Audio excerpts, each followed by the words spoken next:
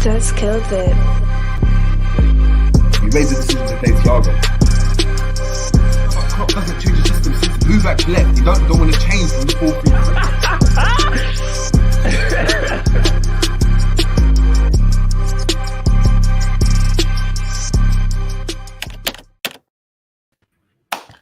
Boom, boom, boom. What's going on, people? Back again on the Jerry James Show. And we're here for another tactics board. Apologies for the voice, guys. At the moment, I am battered. The same way Klopp's battered at the moment. Scratching, looking for answers. The trim's not here. I'm abroad. I'm wearing this crap T-shirt.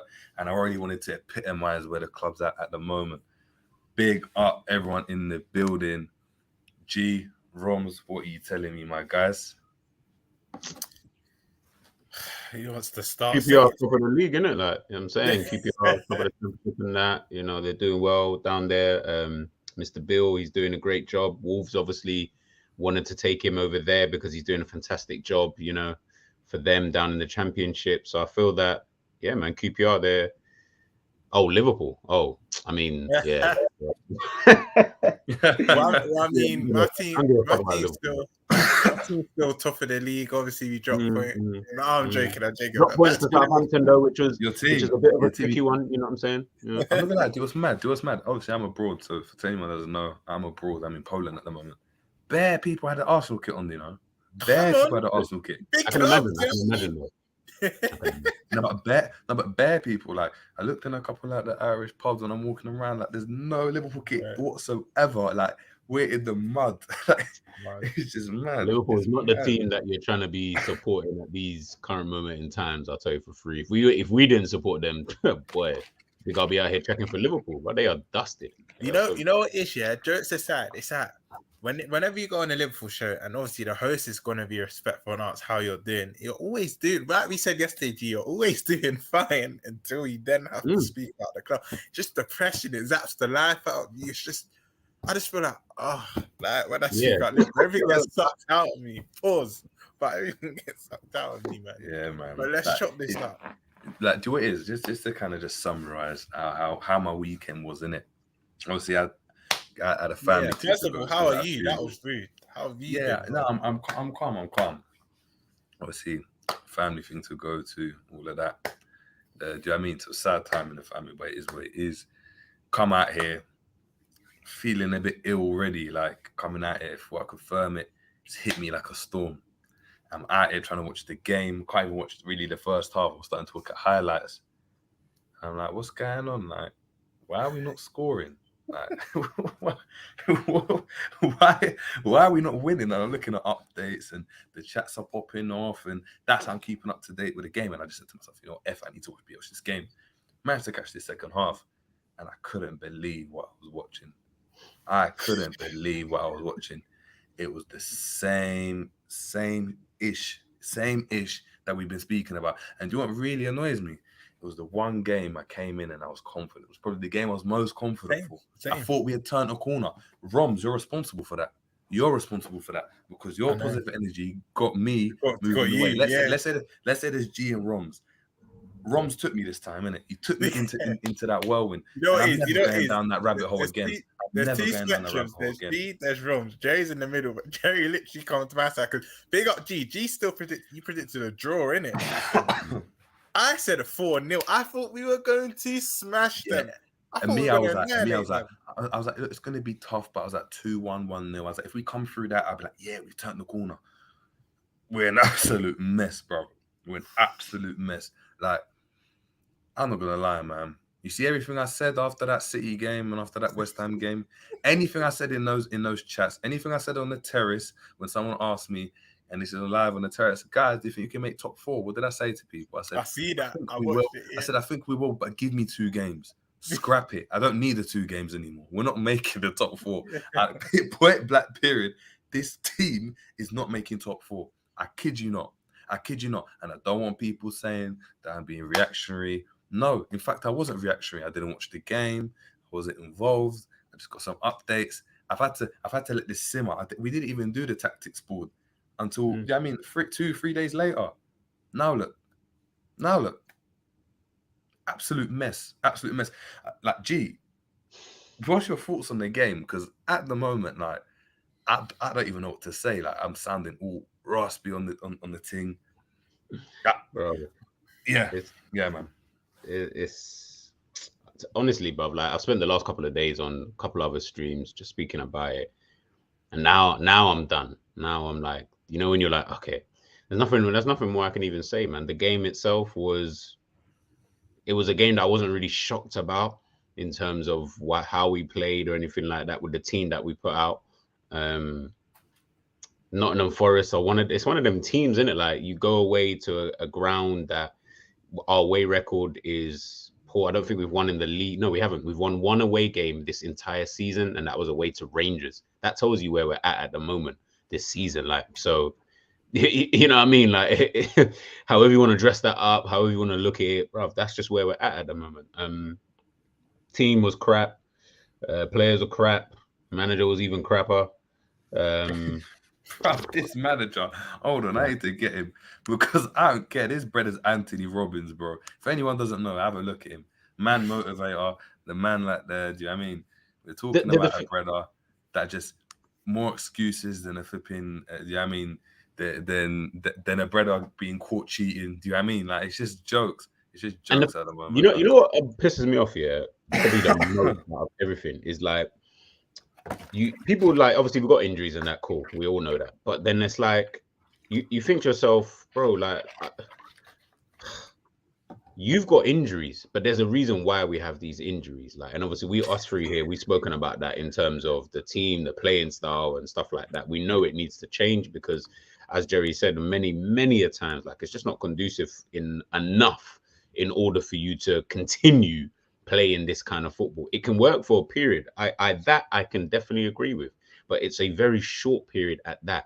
Klopp either, and I said this on Jamie's show earlier, Klopp either needs a massive squad of like 20 to 25 players that can be rotated in of the same level, or, bro, you need to change the tactics, my guy. Even in his press conference, he spoke about playing this. They asked him about like this 4-4-2 after maybe the Man City game or just before the West Ham game, I believe.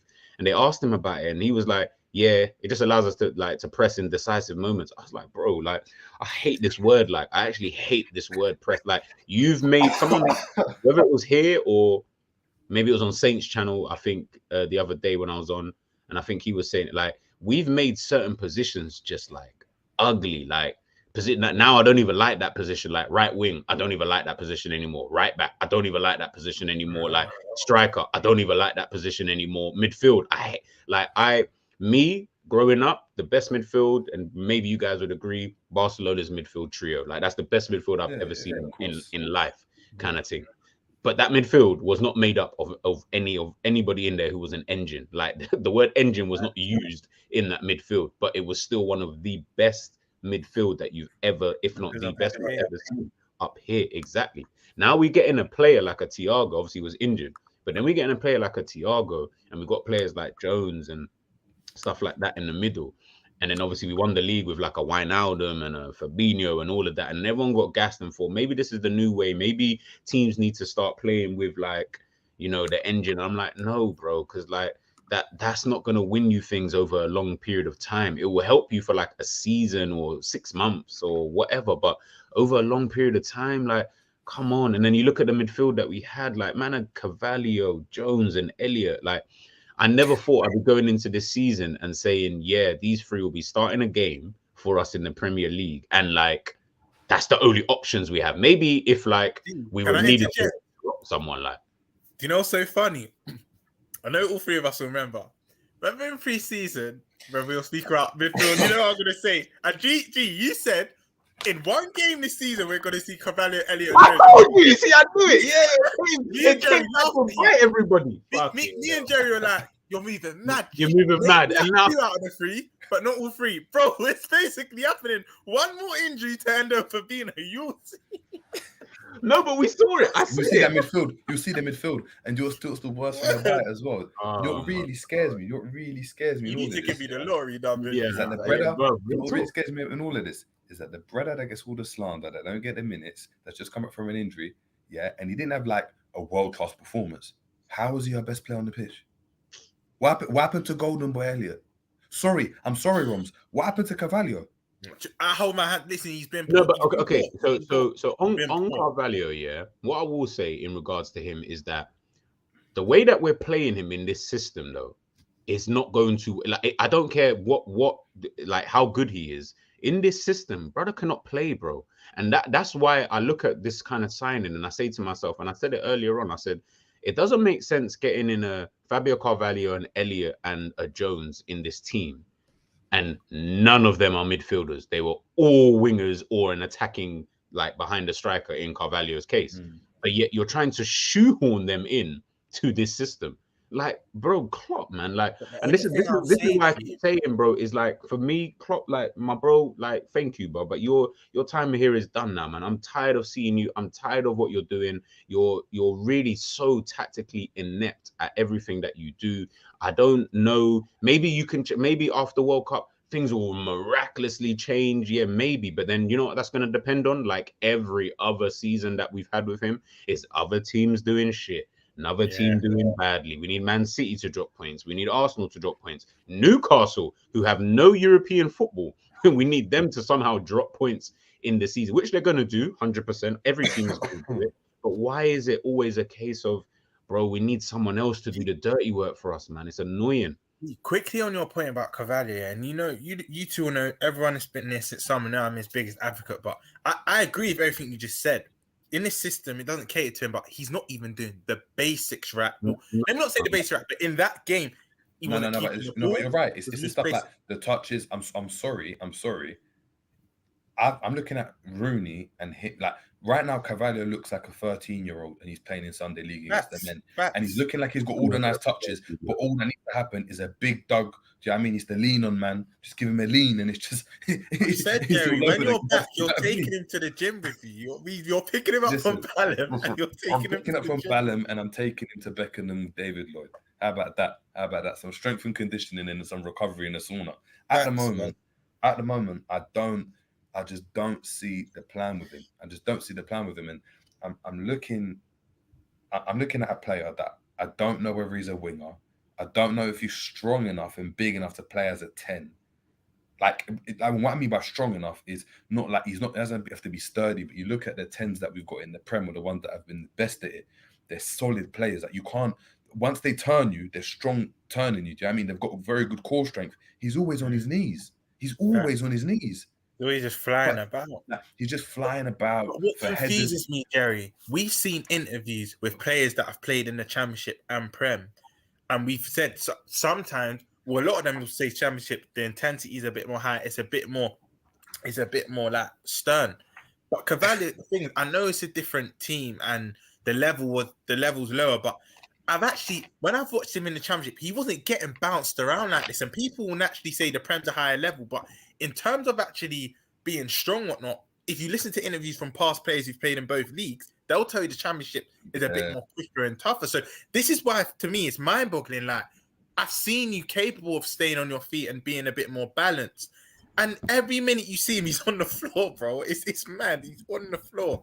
But like going back to what G says, this system doesn't help. Like for me, what's worrying going forward? I feel there's no solution. Again, like word to what Jerry said. Forgive me for everything I said after sorry. I just having a. You never walk alone. Like I've seen some of your comments. Look, big up to yourself. I was just talking to G. We need to bring this out into the fore, innit? Like, I mean, G's having a back and forth. So, you never walk alone. 19. Big up saying this guy wants Klopp out. Who do we bring in then? Be careful for what we wish for. Power. Obviously, G responds. Anybody who can manage a team with broad formation. You never walk alone responds with G. Name a manager that's actually available that could come in right now and make a difference to this team. G responds to calls it Dan. And after the World Cup, alone that says Dan will not come to Liverpool, bro. Let's be realistic here. Tuchel is nowhere near Klopp. G, the same guy who all he needs to do is pick up a Premier League and would have matched Jurgen Klopp's whole fucking 7 years here. Come on now, let's be honest, man. Like we can't sit here and keep thinking that Like the same Klopp that we've had for the last 7 years is the same Klopp that we're looking at today. Like, I'm not trying to slag him off. I'm not saying Klopp's not still a top manager and he can't, manage at like this kind of level kind of thing. But people need to start understanding for where we're trying to go and for what we're trying to do. For me, and this is just my own opinion, this isn't facts, this isn't whatever, this is just my own opinion. For what we're trying to do, for me, Klopp is not that guy. He hasn't been that guy for a long time. The problem is you've all been rose tinted because you thought last season, yeah, we were some Don Dadas that we were so close to doing nothing. We were close to doing nothing, like literally nothing. Do you get what I'm trying to say? Like, so the reality is now that you're looking at this team, how many times do we need to go through a season like this? We had this in the 2021 season. If it wasn't for Alisson's fucking header, we'd be sitting out of this flipping top 4 race anyway, going into going into last season. Last season wasn't built up because Klopp is some great tactician. It was built up because players were able to, we have world-class players. They were able to get themselves up. What Klopp is actually good at is being able to work with meaty players and then turning them into these banging kind of players. Now that's cool. That's fair. Like I won't go against Klopp in that kind of thing. And if you guys want to continue that, cool. You'll like your Darwin Núñez's and your flipping dusty other players that we keep getting in. But I'm talking about getting in a manager who knows how to manage teams, who knows how to manage teams to win, and doesn't go into a season with the mentality of we're just here to compete. You know, we can't compete with I don't want to hear my manager saying that. I don't give a fuck about what the hell you really like, what you think about, Manchester City over on that side of the map and because the same logic that you're applying there, you need to understand you're then saying that my logic then is how did we win the Premier League? I'm confused. I'm super confused because people keep telling me we can't match Manchester City. So how did we win the Premier League then?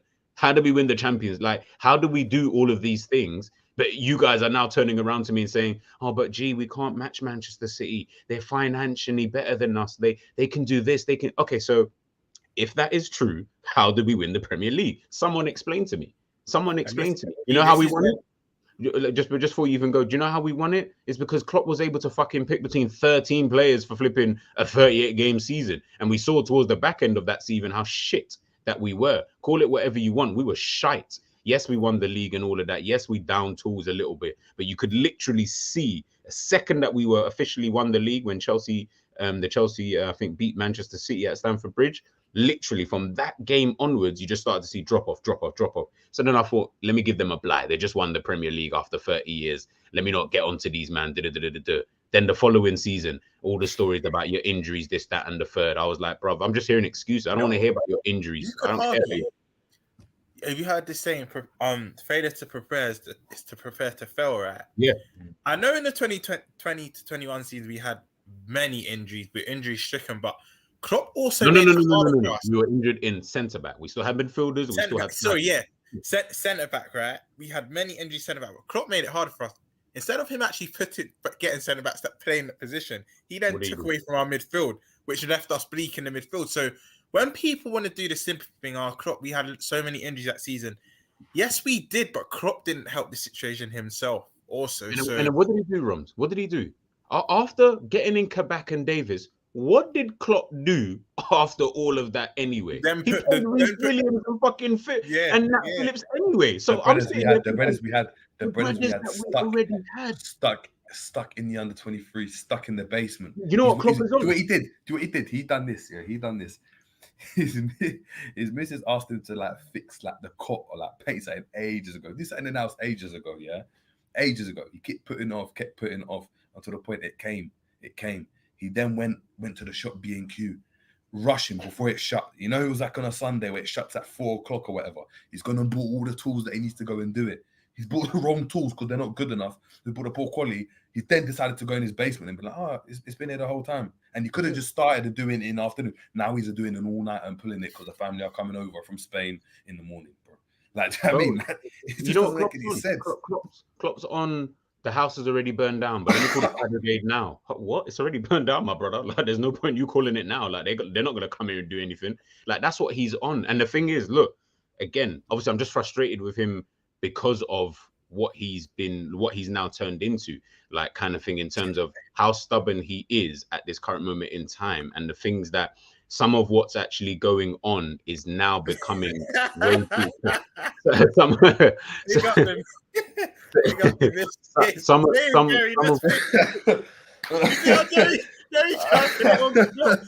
listen, sorry, G. You know how I knew that was from experience? The way Jerry was so specific, 4 p.m. B and Q. I'm like, that sounds like something that Jerry's had to do a couple times. Like, hey, don't do a Klopp, but it's like my issue is that he's the type of person who he obviously look every manager, and this isn't just Klopp. Pep Guardiola, we've seen it with Antonio Conte currently. Tuchel was the same. Jose Mourinho to a certain extent. Like these managers, they have their principles, and that's absolutely fine. But what the difference between most of these managers is that they will change that when things are not working, but they don't wait until literally it's gone to shits. They will change it beforehand. The problem with Klopp is he literally will wait for the whole thing to just burn, and then you're thinking, brother, like it's now we're so in the shit that now man are telling me 4-4-2 is a banging thing. Yeah, we should have been doing 4-4-2 with this team. Come on. Do what's mad as well. You know, like 4-4-2. You know, it's so basic. Like it's just back to basics. It's back to basics. You know, you do what 4-4-2 is. A 4-4-2 is like in Sunday League, yeah, where you know, like where you come out and it's just. You just got the bare 11, yeah, and you're looking around. You're like, brother, we ain't even got the midfielders to play like that. They're just like, I, Tony, you play fullback. You're gonna play midfield today. You play the gaffer strips up at centre back or goes in goal. Like, looks gonna go 4-4-2. Keep it tight in the middle. Do you know what I mean? And you know, just go direct. And that's what we've been doing. There's been no ingenuity, and I spoke about it. There's no mention of a three at the back. There's no mention of, you know what, we're going to play a diamond in midfield. Something that will make me seem like, oh, you know what? This is why you get paid the big bucks. This is why you're a manager and I'm sitting in front of a computer. 4-4-2. 4-4-2. You know, even big man, little man. I can't believe it. Literally, it is actually big and little man. Nunez and Salah, like they try to play off each other. They think we're in 01. They think we're in 01 again, bro. And you know what makes it even worse is like, what then? Cool. So you don't want to, like, you change your tactics to 4-4-2. We asked for a change. You gave us some level of a change. Cool, no problem. What then makes it worse is that it's then what goes on behind the scenes, which then pisses me off even further, because then you're like, okay, Klopp, listen, whatever you're doing in training, you and the staff, surely, having not had a doctor since fucking August, you're not having a team doctor. That's a joke in itself, by the way. Big Liverpool not having. Sorry, not having a no. What you're saying is true. Not having a doctor since August, bro. But then you are still doing the same fucking training shit, and the team is still getting injured, and we already don't have we already have injuries. We've had 19. I do not remember a top class team having 19 different injuries. Like, I find that even impossible. Wait, 19 already this season? Yes, bro. The Liverpool goals literally put it up the other day. Liverpool have had 19 different injuries this season. About 10 or 11, but no. You got to remember, there's been basically the whole team have been injured at least at one point in time. Bar Van Dijk. Do you know for me is the biggest kind of worry, with this whole thing is that last season, what did we speak? If you spoke to any kind of Liverpool fan, just anywhere on the net, on the forums, what was the biggest reason as to why we were able to challenge on all fronts? We had the biggest squad we ever had. We had Minamino, we had Origi, we had Ox, all these players that even if you didn't rate them, they were in the squad. That you still didn't really use, by the way. We didn't use them, but they were there, right? They were. We sacked all of them off for him to come out and say, what? What did he say after the game? That our squad isn't good enough. What were the words? What were the words? I don't want to misquote him. Wait, he said a lot this season. What game? I was going to say, what game? This last game, the Nottingham Forrest game, what did he say? Do you want me to be honest with you? I stopped listening to him, so you two are going to... No, I'm going to get this up. Big get up, because I didn't even listen to his thing afterwards, bro. I've not listened to a post-match interview after, I think, Palace game was the last one. I've not listened to interview presses. He annoys me. He annoys me now. He actually annoys me. Like, I don't want to listen. Like, and the thing is, I'm getting to that stage now. Obviously, whilst Jay's looking for that, I'm getting to that stage where it's just like, bro, like you're actually just a jarring person now. Like, the issues now are, yes, We can sit here and talk for 3 hours about FSG and what they haven't done, etc. Yes, me, Jerry, and Romz could easily do that. That's very easy. It's very easy to point the finger at them. And I'm not saying that they are not culpable for what is going on as well. 100% they are also culpable. I'm not going to lie about that. But then you also need to look at the manager who is fielding these players, the manager who is there with the team. FSG are not with the team in the training ground. That's not their job. That's Jurgen Klopp's job. But the problem is Jurgen Klopp and Pep and the rest of these flipping fuckers, all they're doing is absolutely nothing at this present moment in time. And all that's happening now is you're seeing it every single season. We just have a mad injury list. And if it's not the defense, it's now the midfield. I actually envisage it's going to be the attack next season. And to be honest, that's kind of happening now anyway that we're starting to use some of the attack. But I feel that Salah will start to break down eventually. Nunez picked up a hamstring injury the other day. What's going on there? Diaz, obviously, that was the thing. Then you got Jota, obviously, in the game. Like, it's just slowly starting to come all of a sudden. And then you're like, okay, well, we sort out one area, which was the defense. We ended up getting another centre back in. We kept Nat Phillips in there. All right, cool. Now it's the midfield that needs to be sorted out. Somehow we had 10 midfielders that Klopp thought that was fantastic, and all of a sudden now we can't even field an 11. We can't even field 2. We're struggling to even field 2 in the midfield now. You hit the nail on the head. Like, every department of our squad never aligned and all firing on all cylinders. There's always a department that needs working on. Why can't they just all be in sync? It's just so frustrating. So, and just to add to your earlier point, people in the chat, big up, you never walking on 19. He's also saying there's no one out there to take us to the next level. As G just said, I think you said Zidane and also Tuchel. There's also, after the World Cup, there's also Flick and Enrique, because I believe both of them, I love Enrique. I believe both of them leave their clubs. And what you're going to get from the top Reds is, but they might not understand the club. It's not a match made in heaven. We need that ruthless manager to come in and just want to win. We need to go against the grain, because right now, I don't want to say it, but every day I'm getting closer. Every day. Yeah, the two words are coming, and I'm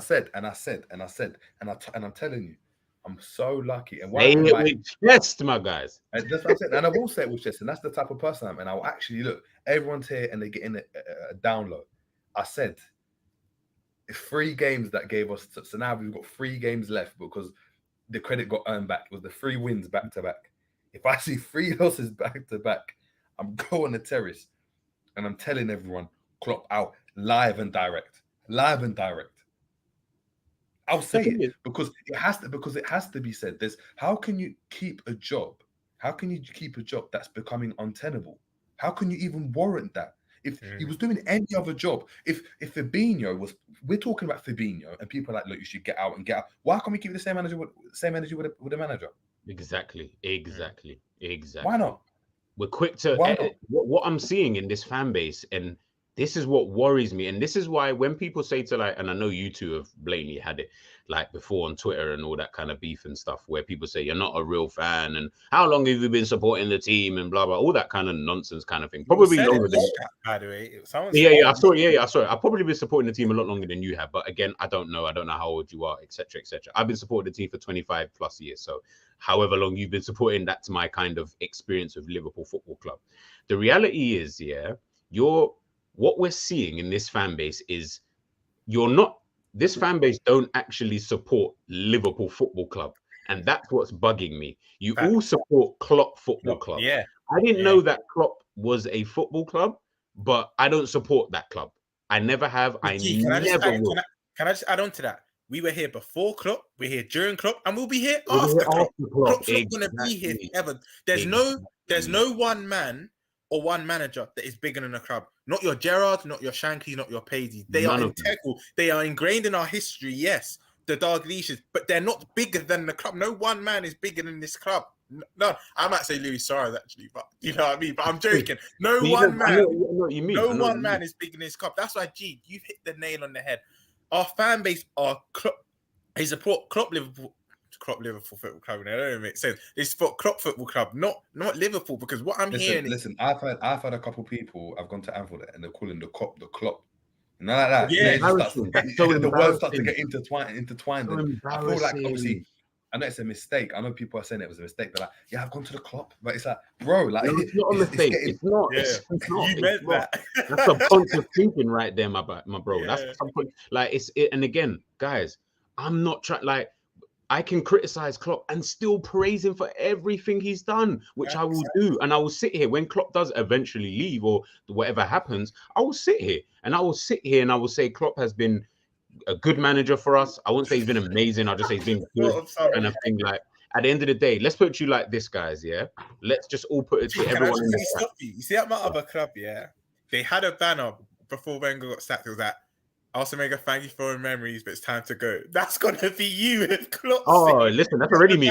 Listen, next time I go to Anfield, that will be me. But like, you're gonna say, Klopp, thank you for the memories, but it's time to go. That's gonna be. But you know the worst thing about it is Arsene Wenger had 3 league titles, FA Cups.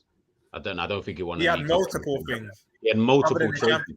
What this club and the fans of this, some, not all of you, because I know some of you, I speak to some of you offline, and I know exactly what some of you think. So, like, big up to everyone actually. But like, I understand where some of you are coming from. The reality is, what's happening now is that you've gone from supporting Liverpool Football Club, and as Romz just said, we were supporting Liverpool before. I was here when we still had fucking Roy Evans and Gerard Houllier managing together. Like, that's the kind of era that I grew up in, to the next era of Gerard Houllier and Phil Thompson then managing together, to then Gerard Houllier, to then Rafa Benitez, to then, you know, your Roy Hodgsons, your Kenny Dalglishas, to your Brendan Rodgers, to now your Klopp. You're gonna have to do that. You're gonna have to do a DT. Get the banner out.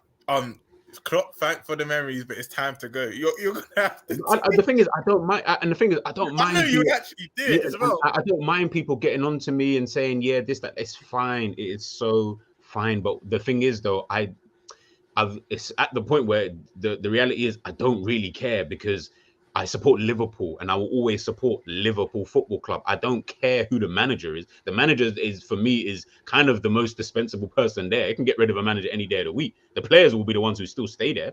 You got to remember that. People forget. A manager is very dispensable. If things go to shits, you're not sacking a player. Can't sack a player. Did you get me? You can't tell a player, yo, all right, cool, your thing's done. And not until their contract is legally done or you sell them. A manager can go at any time of the season. People need to start remembering this, that we can't just keep sitting here. And I'm not saying that Klopp won't turn this around. When people tell me, yeah, Klopp's going to turn it around, give him time, I'm like, so what's he going to do? What, win the league? If Klopp doesn't win the league, I don't want to hear it. If you're not telling me that he's turning around to win the Premier League, I don't want to hear it, bro. I don't want to hear what you're telling me about turnarounds and he has to win the Premier League. That's a turnaround for me. That's we're not a club who are in 16-17 or 15-16 when Klopp came in. We're supposed to be Liverpool. We're supposed to be up there. But you are acting like we are still this same team with the same morals, with the same mentality. And that's what makes it so bad from the fan base, is that you're so disillusioned with the club and how football actually works now, that you don't seem to understand that, yo, if you don't pattern up as fans, then you're going to be left in that whereby you're going to be sitting here, and we're going to finish when Jurgen Klopp leaves. Is everyone here going to be sitting here in the group chat, in the chat here, and telling me, yeah, man, Klopp's time was amazing. I saw someone say, is Klopp the best manager of our time? He just about edges it. And I mean, you already know me, not for me. Yeah. I have Benitez over him. I have Gerard Houllier because I prefer Gerard Houllier. And the reality is, Rafa Benitez got a Champions League and in his first season, and then the FA Cup, and then the FA Cup in his second season. So, and a Super Cup in that season. So then, if he'd won the Premier League when he finished second, then what? Would he be the great? The only thing that eluded him. That's the only thing that eluded him, bro. But this is what I'm saying. Is that and we've been saying it. It's this whole narrative of when you haven't had something for so long, when you get it, you cling on to it like it just. You can't get better than this. It's a sad narrative. It's a sad narrative from the Liverpool fan base, and it's poor because obviously we've experienced one way of success. If someone went and put forward an argument and said that Chelsea have been more successful than us in the past 4 or 5 years, you could argue they have been, because when you think about it, they've won the Champions League. They've also won a Premier League. Maybe say 10 years, but they've won a Premier League. Like, do you know what I mean? Like, they've had a player that's been the best player in the world. There's so many similarities, but they've done it a different way. But Liverpool are so fixated with this emotion. Like I always say with football, why are people so emotional in regards to players and managers and stuff like that. No Like idea. we're not kids anymore, you know. We're Yeah, not exactly. kids. We're Now not Torres is children. gone. Torres was gone. It burnt a lot of people. Suarez left. It burnt a lot of people. Players I leave. cried. Gerrard. Even I Mane cried left. when It burnt a lot of Diaz people. Why are we like this with the manager? Why? I don't know, Jerry. Like, honestly, I really want someone in the chat to explain to you, why are you so on Klopp? Like, he is the best thing that we will ever have. Like, I'm sorry, if Klopp is in our lifetime, inshallah, no one dies anytime soon. But if you're telling me that in your life, that Klopp is going to be the best manager that you're ever going to see, that is the saddest thing that I've ever heard as a Liverpool fan. Like, that tells me just where you're at in your level of thinking, in just everything in regards to you in football. Like, Klopp being the best. Man's got 1 title, 1 UCL. That is dead. That's dead. No, but if that's the best. Imagine Come on, thinking bro. that's the best you're ever going to experience as a fan. What's the point of supporting then? What's the point? You've achieved Exactly. it all. Exactly. No, imagine You've as a achieved it. player. Yeah, you've achieved football. Might as well just give up. As a player, imagine Ronaldo in that once he won 1 Ballon d'Or. He was like, yeah, well, it's not going to get better than this. He might have just quit football, innit? Because you've completed it. So hold on. If we had won the quadruple, you know, I'm actually happy. You know, in hindsight, I'm happy we didn't win the quadruple, because with some of the fans, if we had won the quadruple, it doesn't matter what happens after that. contract. We could have 20. We could have 30 years of relegation battles, but it doesn't matter because we won the quadruple. Because we won the quadruple. Yeah, Like, because and we you know what? completed it. You know what? Matter. Just to big up yourself again. Never walking on 19, but he says just because of where Klopp took us before, where we were before. But by that logic, it's that Klopp in your eyes can never do no wrong. Then we can get relegated. We can have 2 relegations back to back, and you're still going to be saying no. But look what he done for us. Look where we were before. No, football's about always being at the top, maintaining levels, creating dynasties. That I'm not saying them 2 words yet. By the way, I know G has, but obviously we're all 3. We send off the same hymn sheet, but we all 3 have our differences at times as well. No, but I'm getting closer. But when G, you've actually just said something so true, because when you said, cool, for you people that are Klopp in, that's fine. But what are you now expecting? When you said that, as you were speaking, I was thinking, no, for real. Because I'm going to be honest, the only thing he can do to turn it around in my eyes is potentially get us top 4. But then that's not what their objective was at the start of the season. I know sometimes through the season, you've got to alter your objectives, but you can't say we were competing for everything now to drop down to top 4. It's just the standards are just low. So when you actually said that, I'm thinking, for real, what am I now expecting of this guy? It's crazy. But this is obviously, before we even like talk about the game and all that kind of stuff. Like, I just needed to get all this off of my chest, like, because it's just annoying. Like, when I speak to fans and stuff, the thing is, what Romz just said there, yeah, I don't mind. Like, I'm not bashing anybody for saying Klopp in, by the way. Like, if you want Klopp in, then that's up to you. We all got different thought processes. We've all got different standards and different ways of looking at football, which is what makes being a football supporter like a brilliant thing. For me, it's about winning. I want to be a winner. We were winning at one point in time. Why we cannot continue that? What I'm seeing with the Liverpool fan base is they do not care about the winning side too much. What they care about is the sheer fact that because you've done something once, that erases 30 years of everything. No, it doesn't. No, it doesn't. It just means that it was embarrassing that it took you 30 years to get to this point. And now that you've gotten to this point, you need to be able to maintain that. Now, like I said, it's not just Jurgen Klopp I'm talking about here. I am talking about the owners as well. They do play a massive part in what is going on. Of course they do, because they're the owners of the football club. They allow for things to happen. But when certain little pieces are not happening and they're because of the manager, I'm sorry, but how long can you keep looking at this manager and saying, oh, but who else can come in? Anybody could come in. It's not like anybody could literally come in. You just need a top class manager. It's mad. It's mad because we say that with a Pep Guardiola, right? And everyone was like, Pep Guardiola. Tito Villanova came in, and it was like, wow. Then you had Luis Enrique come in. Wow. Like wow. There can't be this. We have to trust, and obviously that's another conversation. But then you have to trust that the system that's in place can go and keep on reaping success. A successful business doesn't die with the CEO that started the business leaving the business. Is that the case?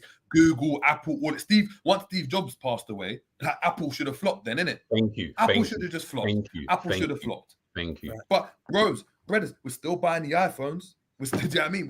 We're still on the max. iPhone is still one of the most biggest revenues in the entire world. Why? What? Because Steve Jobs is alive? No, rest in peace. He's not here. He has gone, guys. Like people will go away. People will leave. Like it's funny. Even for the wrestling fans, I think all three of us we stopped watching wrestling ages ago. Vince McMahon got sacked or left the company. You don't. I still see WWE on TV. But I still see WWE. I still see Ish still watching the thing. Like so, I know the thing. Exactly. But to what Gary said, just because one person leaves doesn't mean the whole thing's gonna break down. It's sad. It's sad, and it just shows, like you said, G. The majority of our fan base don't have a winning mentality. They're just here for sentiment. It's literally that. It's just sentiment. Yes. Yeah. And it's and that. But listen, I'm not stupid. Man understands you can't win the league every single year. Even Sir Alex Ferguson didn't win the league every single year. None of us have never said that, by the way. No. I think some people think that that's what I'm looking for. Is obviously that would be great, but this isn't Football Manager like that. You can't literally do that. We're not Bayern Munich. This isn't that type of league. There are very, very tough teams. What I am saying is that as a collective, this football club does not do enough to allow them the tools to be able to do what they need to do. And that, for me, is the problem. But what then kills it is the fan base who are so Klopp. I would rather see. I saw it. I've seen it. Literally, if I listen, I keep receipts all the time. So don't worry, people. I will be getting at you very, very soon. But I see all the people who say I would sack all the players first before I sack Jurgen Jerry, Klopp. I need to send you a video. What? I need to send you a video. It just comes to me legend. Right? Have you not seen? I need to find it. My account. I'm gonna find it during the show. Romz, don't say it. Just if anything, just search for it and then send it to me, and it will put up. Basically, when I send it to you, this is Liverpool fans towards Klopp. I'm gonna find it now. I'm gonna send it. But the way it's mad. Then I'm gonna say something, that's gonna shock a lot of, not even shock a lot of people, but it might get into your heads. Rom, they already know where it is. This behavior, and I wanted to talk about this because I've seen, obviously I'm abroad, but I've seen on Twitter this has been whole talk about FSG out, FSG, we need new owners. Is it FSG or Klopp? Is it? Guess what? It's everyone's fault. It's my fault as much as Klopp's, as much as the fans. And do you know why I'm going to say that? It's because we've enabled this to happen. Yes. We've enabled it to happen because for stuff like this to brew, for stuff like this to happen, it only changes once you can take accountability. And I was here when Klopp was talking about after we lost the before we had the parade, I was on copy saying, I'm still gonna go to the parade even if we lose because I need to be a good fan and all of this. It's there on the tapes. I contributed to that. That type of mentality contributes to it. You want to go and blame FSG? Fine by me. That's your prerogative. You better blame the manager as well because they're working in tandem together. I agree. They're working in tandem together. You can't go and criticize one without criticizing the other. It's like it's having two parents and blaming one parent for the downfalls of their child. It's both of the parents' fault. It's both of the parents' fault. Both of them, because even if you wanted to put all the blame on Klopp, guess what? Klopp, you ain't done enough. You ain't done enough to change it. So I'm gonna blame you just as much. You might have not been the reason why something's happened, but you're the one that's happened. Big up Suey Jr. Suey Jr. with Klopp. That's cool. I'm gonna read it. Apologies, as I said, guys. I'm coughing. I'm ill, but we've got to run this. We've got to talk about this stuff. In this competition, it's not that big so far. We lost 1-1. What? We've only won one game. You really won one away game this season, bro. That was against Rangers. That's what I said. This is what I'm saying, bro. That's where we're at this current moment in time. First was Fulham, not a good game, but I've not thought about it, to be honest.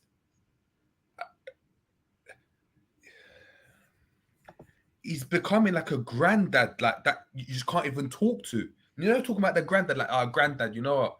I got a business, it's doing really well. I didn't have to go uni. Why you talk about, you know what I mean?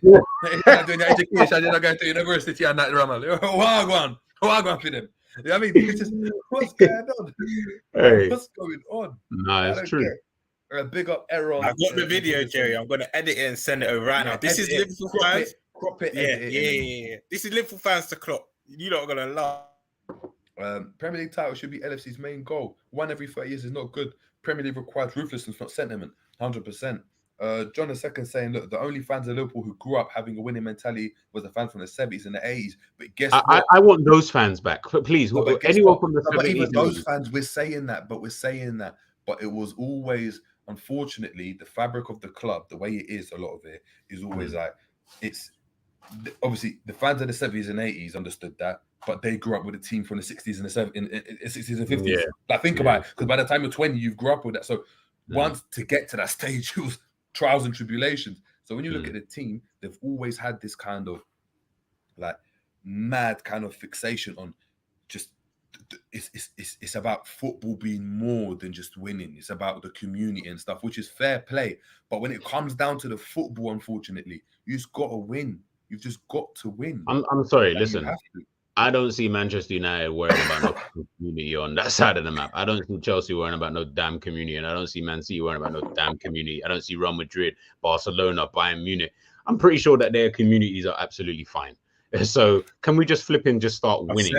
I sent it. Yeah, I just see the message. No, I just see it pop up. But like, can we get over this being Liverpool Football Club and being sentimental and thinking that our way is the right way to support a football club and to run a football team? Because if it was, we would be the best at it. Unfortunately, we are not the best at it. So we need to get over this fucking thing of, oh yeah, it's on the third, bro. It's annoying, bro. It's so jarring. Like, sometimes it annoys me being a Liverpool fan, because I sit and I look to my left and look to my right. If it's not Romz, if it's not Jerry, if it's not a few other close people that I speak to on a daily basis, I'm looking to my left and right, and I'm looking at these match day fans, and I'm like, man, you guys are so sad. Like, is this what it's like to be like? I feel like I'm supporting like Charlton and no disrespect to you, Jay, but like it's like whoa, not the addicts. Sorry.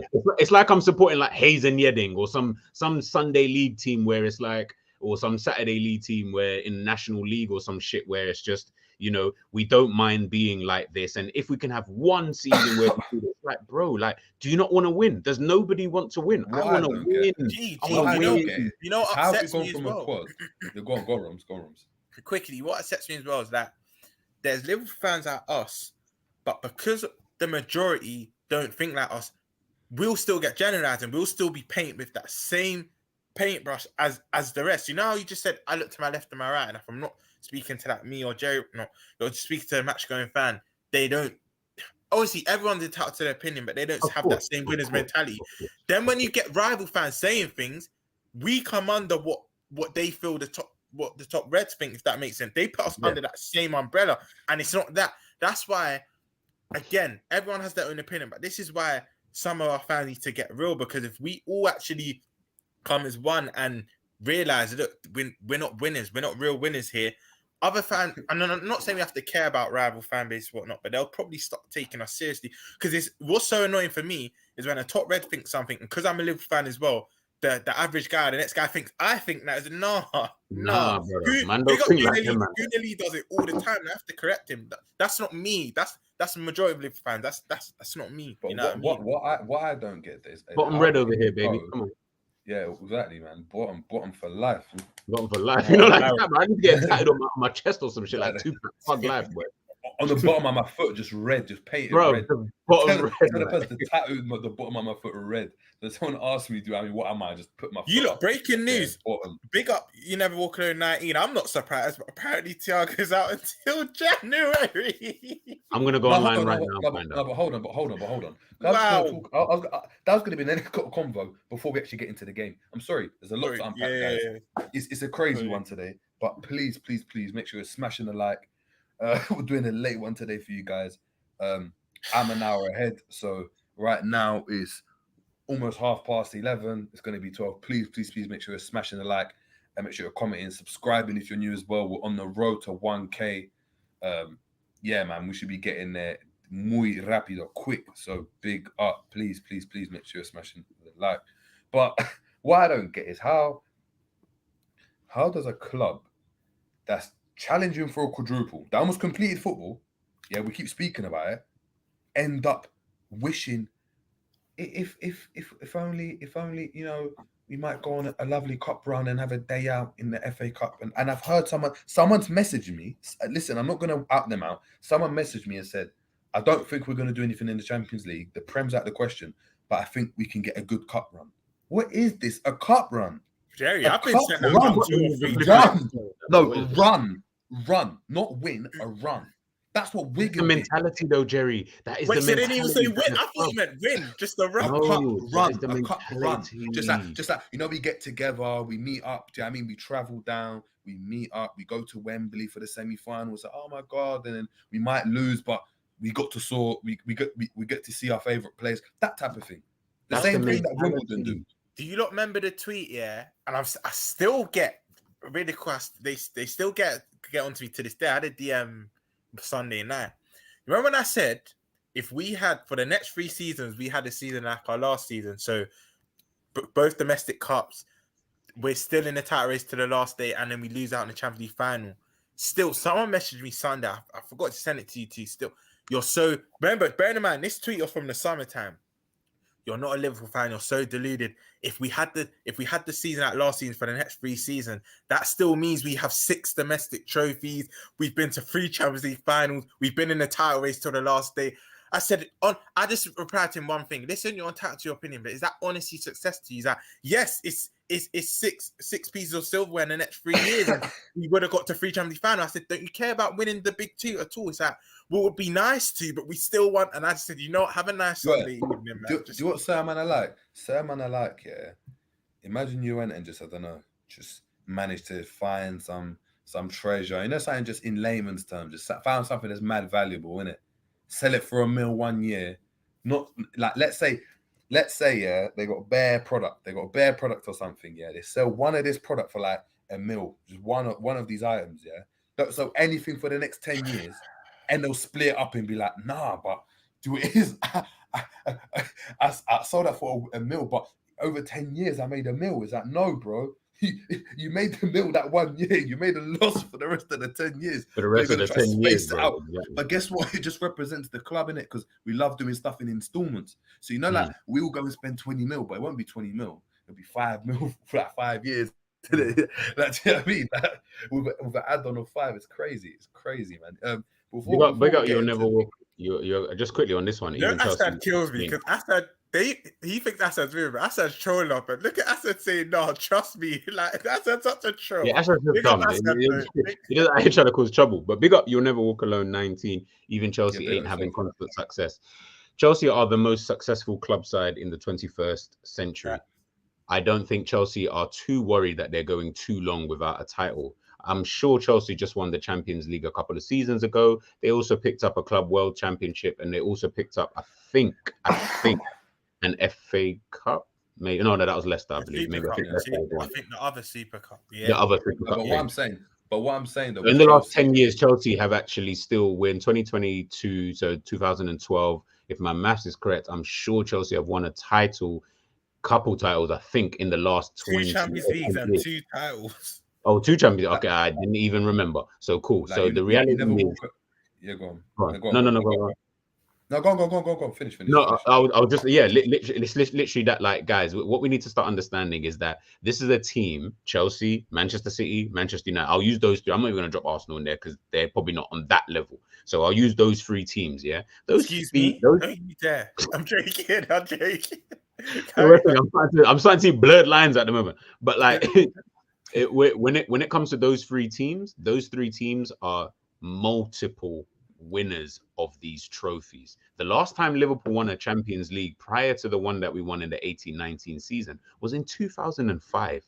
Do you know how fucking long that actually was? No, but GG. No, the only defense I have for us is a lot of the big clubs went on very long. This is why you've got to give this competition some respect because a lot of clubs went on a mad run. Barca went on a 12+ year run. Real Madrid went on a 12+ year run. United went on a 9+ year run. But I get what you're still trying to say. We don't want to win it few and far between. Because back to what You Never Walk Alone 19 said, yeah, he said you lot should support Man City if you want constant success.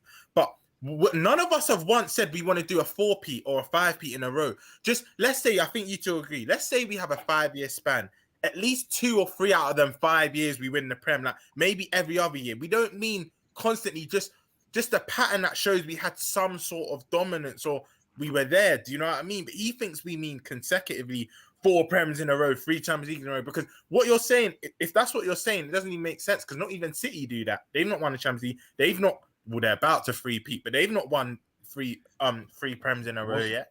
What's I would swap everything that Manchester City have won in the last 10 years for everything that we won in the last 10 years. I'll tell you for free. Because they've won blatantly more than us. So there's no way that any Liverpool fan is sitting here trying to tell me that you'd rather have our trophy haul in the last 10 years over Manchester City. Like, what are we doing here? What are we actually doing here? I think you never walk around. Big up to yourself, because listen, like I'm going to be out here and say I don't think necessarily you're top red, but I like the discussion we're having, because it's allowing for good discussion. Like, there's no point having bare yes men on the thing. Yeah, so of course. Appreciate you having your opinions in that. I agree. Look, what you're saying here before we get on. I agree. Before we get into the thing that Romz wants to introduce, FSG want to be a top 4 club. Facts. I agree with that. But guess what? Klopp signed the contract knowing that's what the club want to do. Because if I sat down to you and told you, yeah, like, do you know what I mean, you're going to be manager of Liverpool, but I'm only going to give you 100 million over 2 years to spend on either 1 player or 2 players, up to you. But see, I've got 500 million to spend over 200. Yeah, but that's just the budget you're going to have. You make a decision. You either make it work, and if you try and make it work, then you're agreeing with that policy. If you don't, you bounce. What did Conte do at Spurs?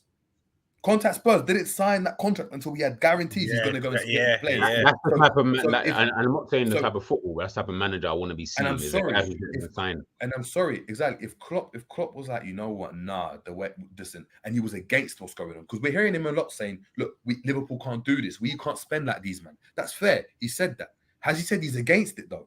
No, he hasn't. He's just complaining that the other team's been able. He's an enabler. He's allowing it to happen. Exactly that. Man. Wait, sorry. Nothing like Trudon's killing me. Trudon's gone on loan again. This is the worst.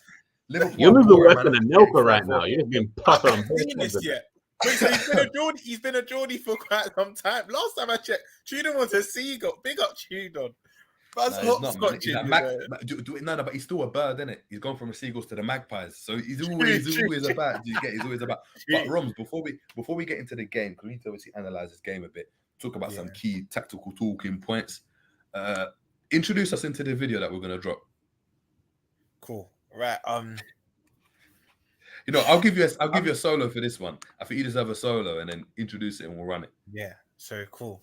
If you lot are into Afrobeat, me personally, I'm not, but I'm still aware of the big artists. There's an artist called Davido, right? And I think he was in a hotel or backstage at a concert. One of the waiters were a big fan of him.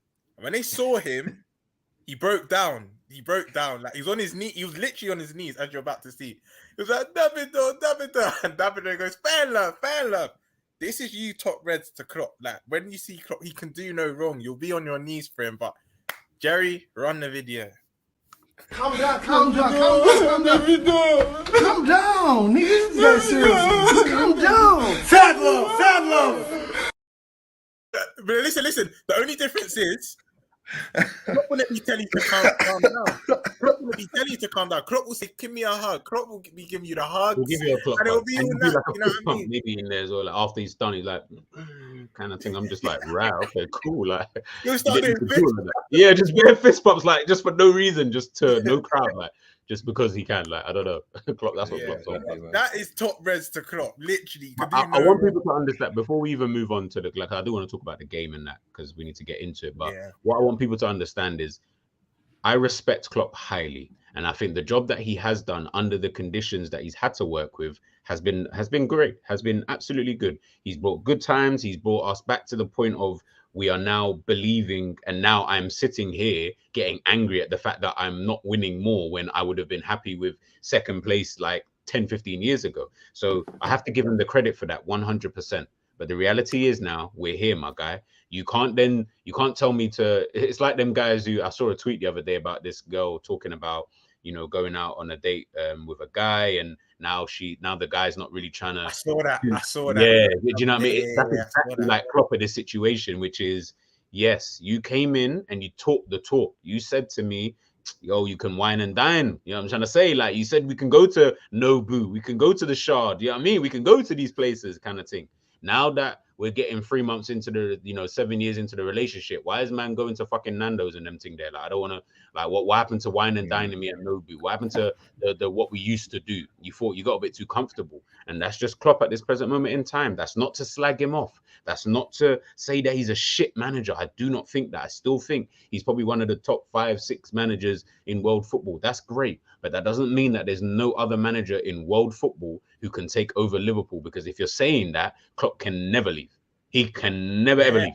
Yeah. Like, never ever leave. There literally cannot be a situation where he leaves because everyone here thinks that he's the best manager since sliced bread. Well, I'm here to tell you that the reality is there are other managers out there who can probably do a better job than what he's currently doing at this moment in time. But that's my piece. I'm done. Exactly, man. Yeah, guys, we're going to get into the tactics board now. Before we do that, I've got a sponsor to drop. So, guys, as you know, we are sponsored by John Paqueta, John II. He's enabled, obviously, Paqueta to join the Hammers and the Irons, which ultimately has led to Liverpool's midfield being trash. So I thought I'd give him an ode. Thank you so much, John. I mean, it's your fault. Paqueta joined from Lyon to West Ham. And this is your promo video, so let's run it. Searching for P's on my P's and Q's. No Q on the mic, had to bust one take. 1 2 short, now she bounce it back like jumping jack. How you move your waist? Been doing this shit from Quay, don't pay. I'm Destiny's Child, better say my name. And I can't be tamed, they burning bridges while I brought that flame. Lemons click cups and I plant some hate. Not concerning, considering man praise. Yeah, tell me how you feel, All these sports ain't a way to. Yeah, man. Pick up your damn self. Big up, John. Now I'm left with fucking Henderson in midfield and Fabinho, that fucking old ham, that hag, bruv, that hag. But yeah, big up. Cool. We spent an hour talking about Liverpool, and I'm already hot and bothered. And these times we still got to talk about the shit show that we saw on Saturday. Let's go. Bruv, exactly. Deep what you just said. We spent an hour. We've not even dissected this. And the game is even worse than what we're talking about. You know, I've got an analogy that's gonna bust up. When we get onto Joe Gomez, you two are gonna start laughing. I've got 2 analogies, and you'll Jerry's get guy, bro. Jerry's guy, bro. Yeah, my guy, innit? My guy. Don't make me rip this top on screen, bro. You know, I swear to you. I want you to rip it. I swear to you. I swear to you, yeah. You know what? We need to do a watch along. I swear to you, I wear this top. If we lose that 3rd game to Klopp out, I swear to you, I'll rip this on stream. To everyone that's seen, this top will get. Listen, I will rip like a it whole on stream. Hogan thing. No, like this, I'll rip it. I'll rip it on stream. I swear to you. Yeah. I swear to you guys. I swear to you guys. I was gonna You know what I mean? tell We're you gonna do it. Hogan, We're gonna run it. We're gonna run it. But let's get into it, man. Let's get into it. This is obviously the stats for the game. On the right side, we've got Liverpool stats. On the left side, we've got Nottingham Forrest stats, which obviously in white. As you can see, we both had 7 shots on target. So, like, you know, we had all the possession, we had all the passes. As you can see there, I mean, like, we created, like, we had 600 passes almost. Today, 145 completed passes. Yet again, on the transition, these teams are just more clinical than us. Like, 10 shots to 7 on target, you're looking at 70%. 70%. We're doing what, 40% with 15 out of 7? 50%, like, do you know what I mean? 50, what, 48%? That's mad. Looking at big chances, they've had bigger chances than us. Look at it attacking third passes, 35 to Liverpool's 148. 148. Yeah, they had the clearer cut chances. We had 30 crosses. We had 30 crosses. Who are we crossing the ball to? Who? I can't even Salah blame and Bobby. I can't even blame Trent for this one, you know. I actually can't. He You would have thought he started. He wasn't on the pitch. He wasn't on the pitch.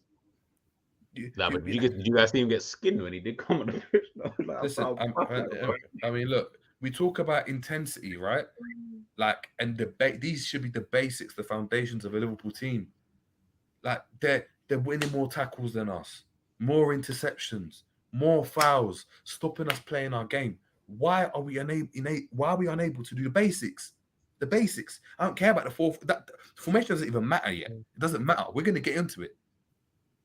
Like Romz, like, what are these stats telling you? You know what? Yeah, big up. Because where was we yesterday, G, on Sam's channel? There was a guy called Double A, and he was literally, remember, he used the analogy of a Sunday league team. Like, the first thing you do in the Sunday league team is just get into your players, first 5-10 minutes, just get into them, just the basics. Lower TJ, we're not even doing that. We're not winning first balls. We're always on the second balls. We're not crunching into play because, you know, it actually sets precedence, right? In the City game, we were first to everything first 10 minutes, and it kind of set that precedent to go on, and we end up winning the game. The United game, how I knew we were going to lose that game, I can't remember the exact play it was, but Lisandro Martinez flew into a tackle straight away. I think he even gave it away as a foul, but it let us know, yeah, they're not playing. And normally that first 10 to 15 minutes, how you start off, we'll plan out how the rest of the game will be. Now, I can't. Who did he say, G, again? I think it might have even been Nico, but AA was saying there was a certain player that crunched into one of our plays, and then from then our heads were just gone. Gomez lost the duel, Van Dijk lost the duel. This was all within the first 10 minutes. I think Awanini with Gomez, maybe. Yeah, maybe, I think it was Awanini on Gomez, and yeah, Jerry, for me, it's even looking at these stats. Look, our 15 shots to their 10 shots, yet they had the more clear-cut chances and the more one-on-one. That shows me they were more direct. The minute they got the ball, they just wanted to go straight to goal, where we were probably doing everything other than being direct. The big chances they had more, again, we know this. If it wasn't for Alisson, we'll be in the bottom three. If that guy is saving us right now, we'll be in the bottom three. Morgan Gibbs-White, he probably had a field day. He had the best day of his life because the amount of license we gave him to do what he wants. It's like taking your little one to the park and then opening the gate. Yeah, have fun. Go on whatever course you want to go on to. That's literally what we did to Morgan Gibbs-White. He had the most fun. Like you said, 30 crosses as well. I don't know where they were going to then. I honestly do not know where they were going to, because to have 30 crosses, and I don't even remember a clear cut. The only chance I can remember, and that wasn't even a cross, that was an over the top through ball, was, I think, was it Elliot that played? Yeah, it was Elliot to Carvalho, and Carvalho brought it down and had some dibby shot. But again, that's not even a cross. So them crosses, I don't know where they're going to. Look, they beat us on the tackles. They had 4 more tackles than us, more interceptions, more fouls. That shows they had more desire. They had more passion than us. It was just worrying. And you know what? Big up Jay, because Jay said in a comment, and Romz thought Jones could play in a double pivot. I'm going to hold my hands up. I was disrespecting Forrest because I thought they were that bad. I thought we could set up, because even when our starting 11 came out, I know G was saying from when I saw that I was worried. Even when I saw the starting 11, I'm not going to shy away from it. I still thought we would not batter them. So my 4-0 prediction went to about a 2-0, but I still thought we would beat them because I don't care. Say that again? No, I said I didn't think we'd lose. Not with that. I don't care who we play. I didn't think we'd lose. That 11, regardless of what you want to say about it, is still good enough to be beating Nottingham Forest. Do not tell me 20th place with Nico Williams, a Serge Aurier, a Steve Cook that's like 35, and McKenna, I think, that's only played like non-league and whatnot, in their back four. We cannot exploit that. We, as bad as we've been, we cannot exploit that. For me, it was so worrying. And that was like words what you said earlier, Jerry. That's the last time I'm being optimistic about this club for the foreseeable future, because that did it for me. Like after the City game, I thought we turned a corner. I didn't even say we're going to get 4th. I said we'll get 3rd now. We've got a new way of playing, whatnot. But I'm not even going to say we reverted back to type as in formation, but in terms of the high line still, and some will say you can't play a deep line against Forest. Why not if it means we'll get a result? Why not? Why can't we play the pragmatic way? I've kept saying up until the World Cup, there's no harm playing a negative way, if you want to call it, just to get by and get in and around the top 4. There's no, and the thing is with us, the reason why it's more acceptable, because everyone knows Klopp's not a negative or pragmatic manager. So if Klopp was to do it, it will actually show the world of football that he has more than one way of playing. But it was frustrating, man. It was frustrating. I mean, look, just to quickly summarize. I mean, like, tell me, because we spoke about that at length, and this, I believe this was a tactics board after the City game, and we said in a City game, we're able to be much more pragmatic, sit back and have space in behind, right? We said when we come up against a team that's going to sit back now, what are the different challenges going to be? We had the first step with Newcastle that was still a bit more kind of gung-ho, but they were a bit more reserved in comparison to City. We come up against a team now that sat back really deep, and we got the stats and we're going to get up to show you guys. We just couldn't break them down. And we said it.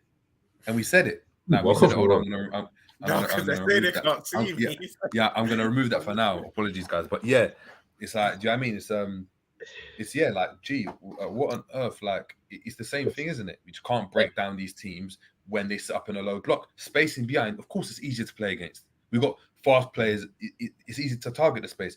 But when we have to systematically break a team down, I've always said, Klopp's system or Pep Linders' system or whoever's come up with this way of playing, just can't break down low blocks. Well, it's like Romz said, man. Like we had 30 crosses. I think they had 4 or something like that. Like that's who the hell are we crossing to? That's the first thing that we got to start asking questions to. We had all of that passes. Just if anybody actually watched the game, I know Jerry said you only caught the second half. The passes weren't doing anything. They were just passing Van Dijk to Gomez back to Milner, back to the right winger, to then back to Milner. It was stupid passes that weren't. Obviously, they have to count them, so fair enough. But I would probably say out of maybe 60% of those passes were just nothing passes. Most of that wasn't really in any real areas of kind of like threat. And then you're looking at, I think Romz has said about they had more fouls, they had more tackles and all of these kind of things. So that shows you straight away that they didn't beat us. Like Forrest weren't sick, like Forrest weren't playing like some banging. I think they played quite bad. If you yeah, want me to bro, be, like normally after we've come away from results, we're like, no, credit to we lost to. Credit to Napoli, credit to Arsenal, credit to all these teams. You see this Forest game, I'm not giving none of that credit. They were bad. We were just worse. They did not play us off the park. They weren't excellent. I thought they were pretty shit, if I'm being honest. I think we were just worse. And that's a worry because you think to yourself, as Jerry said, like we cannot break down these low, like Klopp, you've been here 7 years, my bro. You haven't figured out how to break down a low block. Like you have no way of just breaking down a team with low block. Like it is literally like our Achilles heel.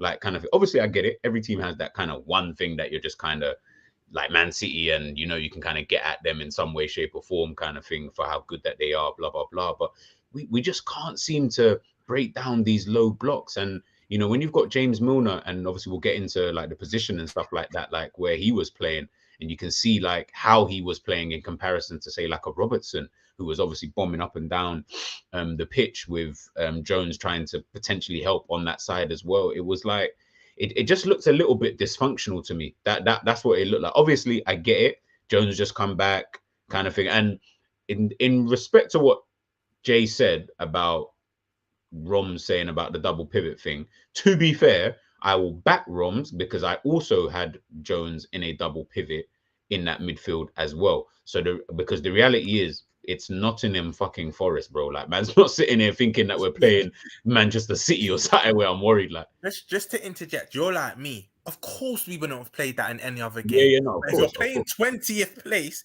expecting to beat them. That's the only reason. That was my only reason to justify Jones in a double pivot. But if we couldn't even do it against Forest, then of course it's just not gonna work at all. I mean, look, the chat's getting crazy right now. There's a massive debate in it. And we've got this debate in house. Hey guys, make sure that we're light. I can see 50 plus people in there. Begs, we need to get them lights up. Smash them lights, man. Yeah, big up. You guys are loving the content today. Look, there's crazy things at the moment, man. So we were saying, look, Curtis Jones, do you know what I mean? He's not a good footballer, saying he's Sunday League. We've got Baz saying he's never impressed him. Ilya saying Jones is championship level. We've even got FJ. Yeah, we used to got FJ lit in the real life. Do you know what I mean? Big up FJ, the biggest top red that there is, but the only top red that's allowed on this show, isn't it? Big up FJ. Good, my bro. Look, he's even saying, look, Liverpool are in the mud, we're in trouble. Like he's and this is coming from him. This is but guess what? That's how you know we're in trouble. And guess what? He's saying, look, Curtis is a baller. And look, a lot of talk right now, and look, people are talking about Curtis, saying Curtis is dead, Curtis is this, Curtis is that. I think people are confusing what they're expecting from a player that they believed Curtis to be and what he's doing, right? Because we had the same conversation with G. G's like, what's Curtis doing? What's this? What's that? And he's not doing what he did in the academy. He's not doing what he did when he first came in and against Everton and was cutting inside and scored that banger. No, he's not. But, and it's amazing. And when you look at stats and you look at what a player actually does in the game, considering what he came up against, is mad. And obviously, everyone can go and comment, and geez, we're gonna have a back and forth anyway. But if you get the stats up, for example, for passes, right? So the first bit is Curtis Jones. Out of any midfielder in this team, he's getting on the ball the most. Misplaced 5 passes. Fabinho's misplaced 10. Harvey Elliott's misplaced, what, 13? 14. 14? So straight away, a player that's missed bare football, didn't really have, like, Jamie's been injured, has come in and he's the one getting on the ball. He's the one trying to go and make things happen. And people obviously are going and talking about saying, oh, look, all he does is pass sideways, didn't go and do anything, didn't do anything. First of all, we have to understand we had the same energy for Wijnaldum. Before Wijnaldum left, people had the same energy. Facts. Where it was Wijnaldum, all he does is pass sideways, but he always kept the ball. If you look, Jones, for how he got pressed, didn't really lose the ball because he was the one that was actually getting pressed the most. He was the press trigger. He was the press trigger. Yeah, he was the press trigger because what happened is that when they wouldn't press him when he had the ball facing up, but what they would do is as he plays the ball forwards, Fabinho and Elliott pass the ball straight back to him, but Yates has already pressed him. Thank you. Yates has already pressed him, and it was Yates. And so when you went and saw that, what actually happened, he would then go and have to go and drop the shoulder and try and get the ball. Of course, so you're going to be under pressure there, like you are going to. But Fabinho went helping him out. He didn't have a Thiago next to him as an outlet pass. He was the outlet pass. Jerry, can I interject quickly? Yeah, because what you don't see is me, Jerry, and G outside of YouTube and the discussion we have. 90% of things, I think all three of us agree. We agree on 90% of things, but there's still that 10% we don't, because I'm sure G wouldn't mind me sharing this. The first half of me and G were going back and forth because G was saying, no, Jones has been poor. And I'm like, he's not done anything amazing. I get that. But what you're not getting is he's the press trigger. So whenever he's getting the ball, because the others around him aren't helping him, it looks like he's uncomfortable. It looks like he's trying to get out of a situation. And to be fair, this is where I had to give him credit. He was the only one not hiding because no one was really showing for the ball apart from Jones. And why I had to give Jones some respect in that first half, I'm not saying second half, by the way. Second half, I think he did drop off. That I will say. But first half, Jones was actually receiving the ball under pressure. There was a point, Jerry, there was a couple times where he saw Yates on him, still receives the ball, but shove it past him and then play it off. And I thought, you know what? It's nothing amazing. It's nothing spectacular. It's not even nothing even productive, but it's still more than what the other 9 outfield players are doing. That's what I'm saying. So when I was saying to you, G, cool, Jones ain't having the best game, but he's doing more than the rest. That was my point. And because he was the press trigger, it looked like he was more under pressure than the rest. And it made him probably look a bit worse when in theory he was actually doing the most, if that makes sense. And the stats are evident. I mean, we move on to, obviously, G's going to be able to have his say as well. And you guys in the comments, please make sure you're letting us know what you think about the stats as well, whether you agree, disagree. But we speak about Jones and everyone had the conversation of, oh, you know, you're not really doing anything, no passes, not trying to do anything, right? He was playing the deepest of the midfielders. So when you actually look at the heat maps, and I haven't got it because I couldn't get up, but the heat maps, he was actually the deepest of any midfielder. So Fabinho wasn't even the deepest because I said he was hiding. Elliott's always the more advanced. Volume, he was, by the way. he was actually the deep. He was the deepest. But guess what? Look, he's attacking third passes. 18 out of 20. Misplaced 2. 18 out of 20. He misplaced 2 and Harvey Elliott. I'm sorry, we're talking about attacking third. Where is Carvalho? Where is Bobby? Where is Salah? Even Elliott, you've misplaced 10. 10 and attacking third passes. Jerry, we're asking, and this is my point, is that what I don't want, and this isn't me saying Curtis Jones is the answer to Liverpool's future. He's going to be the midfielder that goes and takes us to that next level. No, but we have to look at games in isolation. And in this game, he was not the worst player on the pitch. I'm sorry, I've got to disagree. I'm seeing people in the comments saying he's the worst player on the pitch. There's a brother that's in the thumbnail that played, and no one has spoken about him once in the group chat. What? I just sent you his heat map thing. Yeah. It's mad. Like Because what you you're have saying to- is true. What you're saying is true. Yeah, exactly. This is what I'm saying. We're looking at a player that is having to do everything, and the problem that and the one Salah slight I've keeps- got, and this is the next thing we go and talk about. So we've seen the passes in general. We've seen the attacking third passes.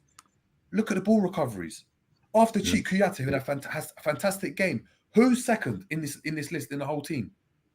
Curtis Jones. Curtis Jones. So not only is he now having to be responsible in his team for the attacking, he's also supposed to be the defensive cover. He's also supposed to not give the ball away, because Fabinho and Elliott haven't done their job to the specification. Because when you've got Thiago playing, Thiago can give the ball away loads of times with those long balls that he misplaces because he's the creator. But who have you got in the team next to him? It's Henderson, that doesn't really give the ball away, doesn't really do any risky passes in our team at the moment. When you look at it, yeah, he does that odd, like, through over the top kick and stuff. But in terms of in the middle of the park, he keeps it very simple. I'm sorry, we have to start to look at, and we've said it before, G, when we look at these players, is Klopp is playing these players out of position and they're having to do the best job that they can do. Now, Jones, in terms of passing, is not a Thiago. So from deep, he's not going to be able to go and spread a 40-yard pass into someone's feet or swazz it outside of the boot and create do the pass before the actual pass to create the chance. He's not going to be able to do that. So what you saw is from deep, it was very difficult for us to progress because he was getting the ball and doing little link-ups that the likes of Gini Wijnaldum would do, but we're not progressing the ball anywhere because what happens is that Robertson gets the ball and pops it back to him. And it's like, and then he gives it to Verge, and Verge gives it to him, and we're keeping the ball in those areas, but we're not progressing it, right? Where was Jones most effective, though? When Jones was higher up the field doing those 1-2 combinations, that's when we were getting in behind them. That's when Robertson was able to go and create some crosses. And when you look at the stats, it's there for you people. And I'm going to see if I can get up the you know what, see if you can add it as an overlay, because my phone just died. Literally doing it right. Add as an overlay, because we're going to go and look at the heat map, and I'm just trying to show you the evidence. Curtis Jones, big up for this one here. We're looking at Curtis Jones. Curtis Jones right here was the deepest man in our team, the deepest. Look at his positioning, and not only in that red bit. Do you know why he's there? Because he's also having to do the job of Robbo and cover Robbo's runs. Yeah, agree. And G, what did I say to you at halftime? Because I looked at the stats. I said to you, look, he did drop off in the second half. Of course he did. He just come off an injury and stuff and not played. He had a 7. I told you, he had a 7 out of 10 in that first half. Yeah, he did. Yeah, I see the sofa score thing. Now, what you were both saying, to be fair, like I said during the game, because I was looking at it from the perspective of what Romz said about he was the press trigger for Nottingham Forrest. So what Jerry said is true as well, in terms of they weren't pressing him. Like, it was only when it was more like when he got the ball back, or when he was collecting the ball from the defenders or from the goalkeeper, for example, kind of thing. Then he was the trigger straight away.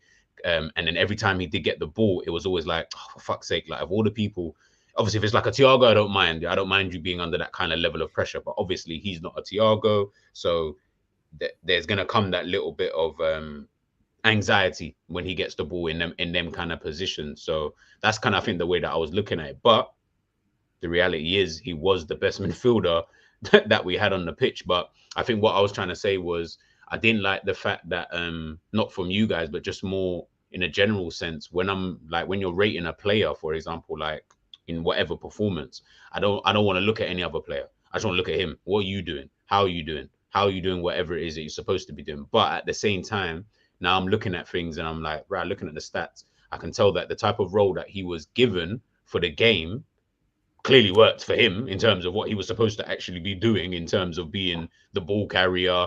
Even the fact that he held on to ball too long, maybe that was even by design, kind of thing, in terms of drawing players in.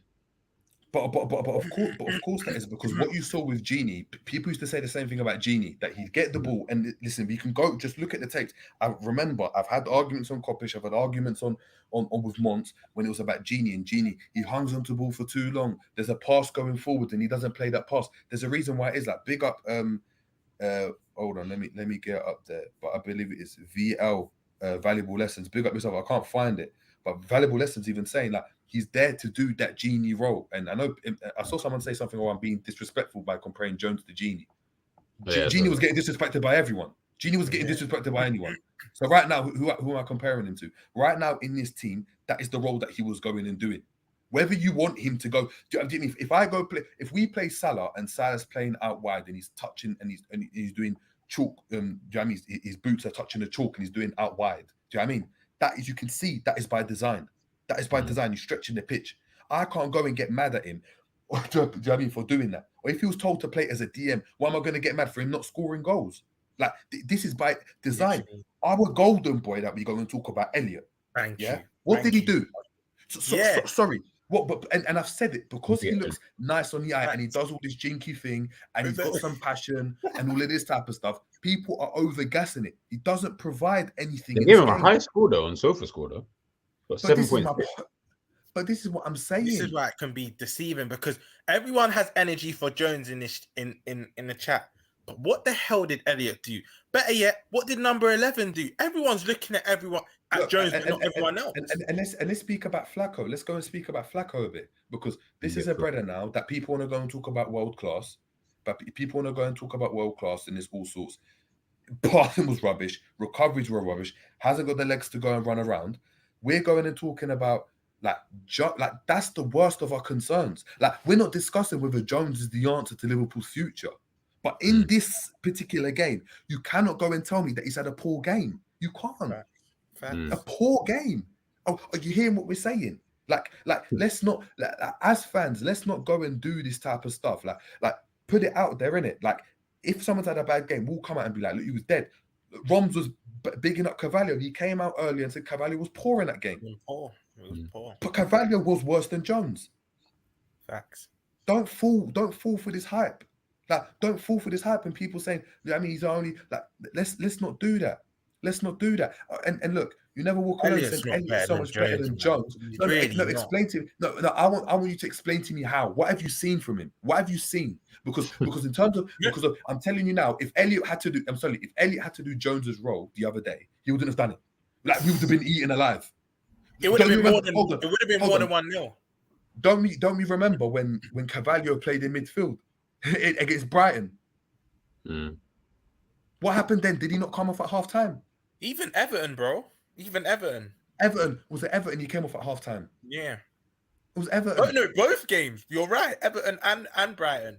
Because you know what? Big up, you never walk on a night, and he said something true, which this is the only thing I give Elliot credit for in that Forest game.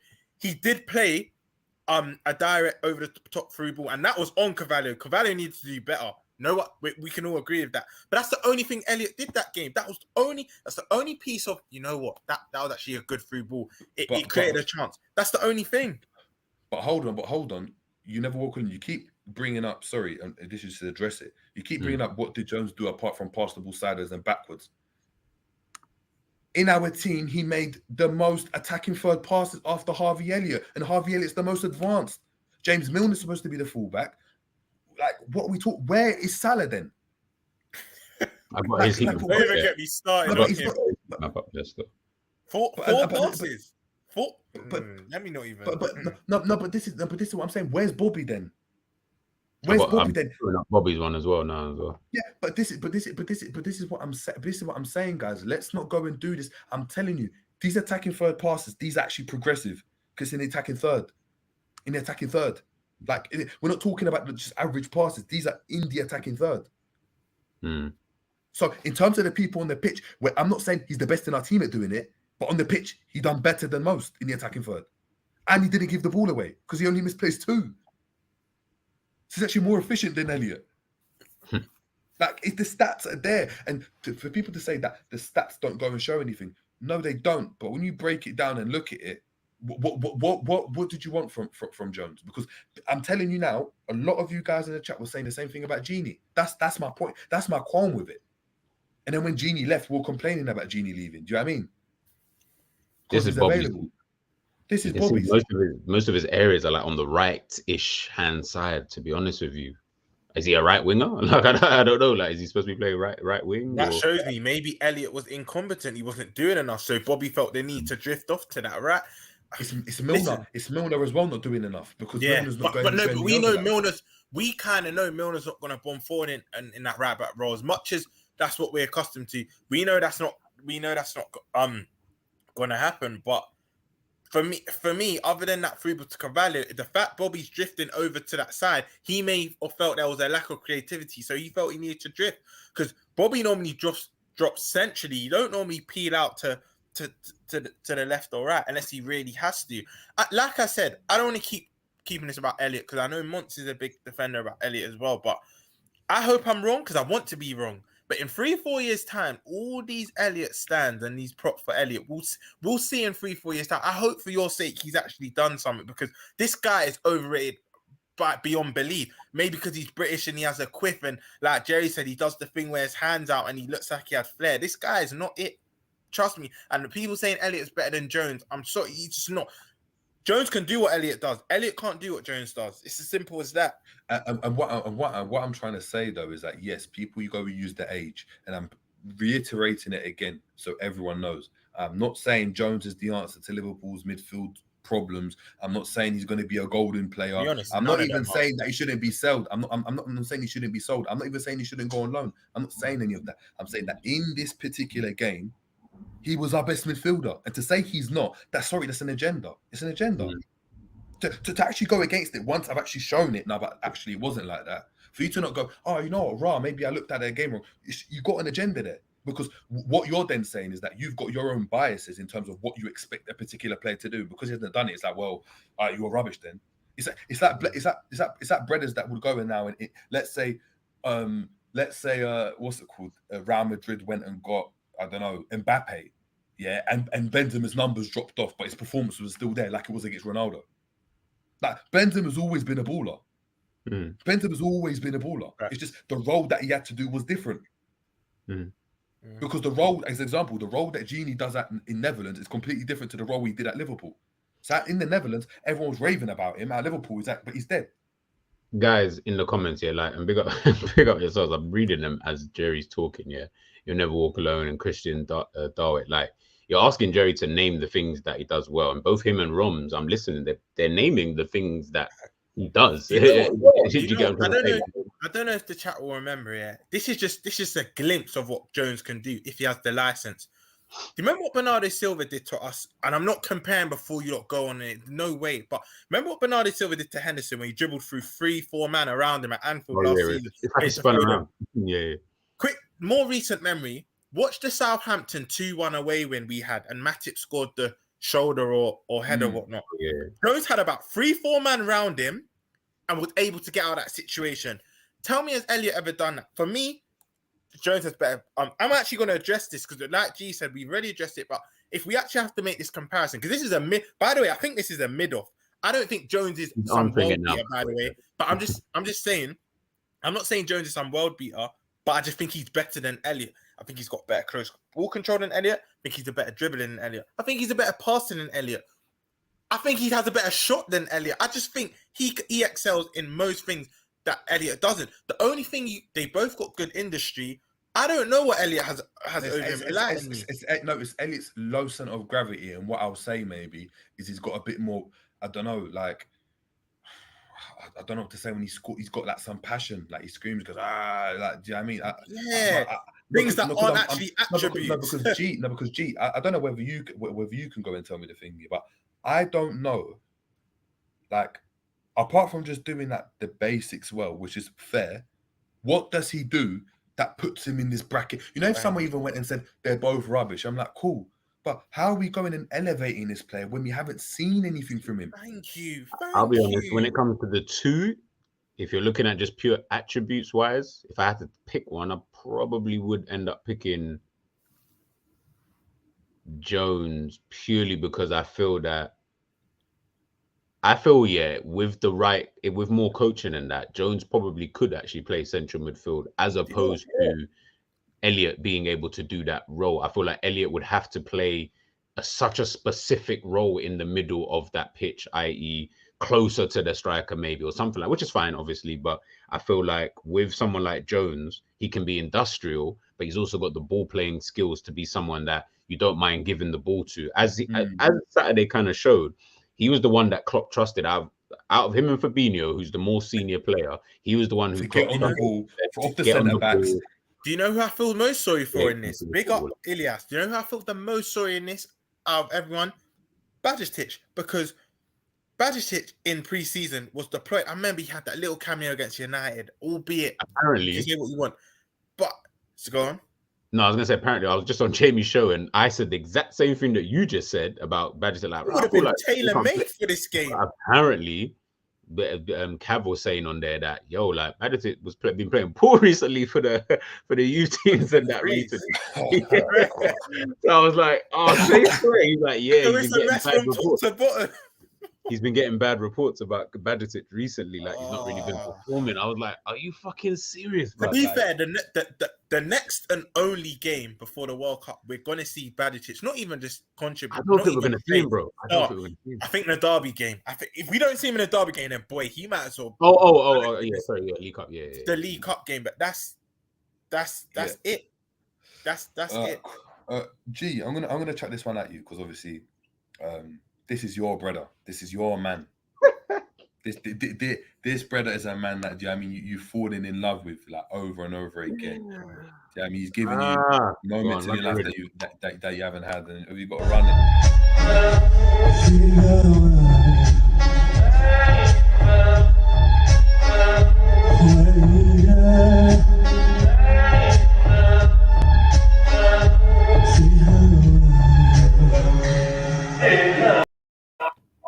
Love my guy, man.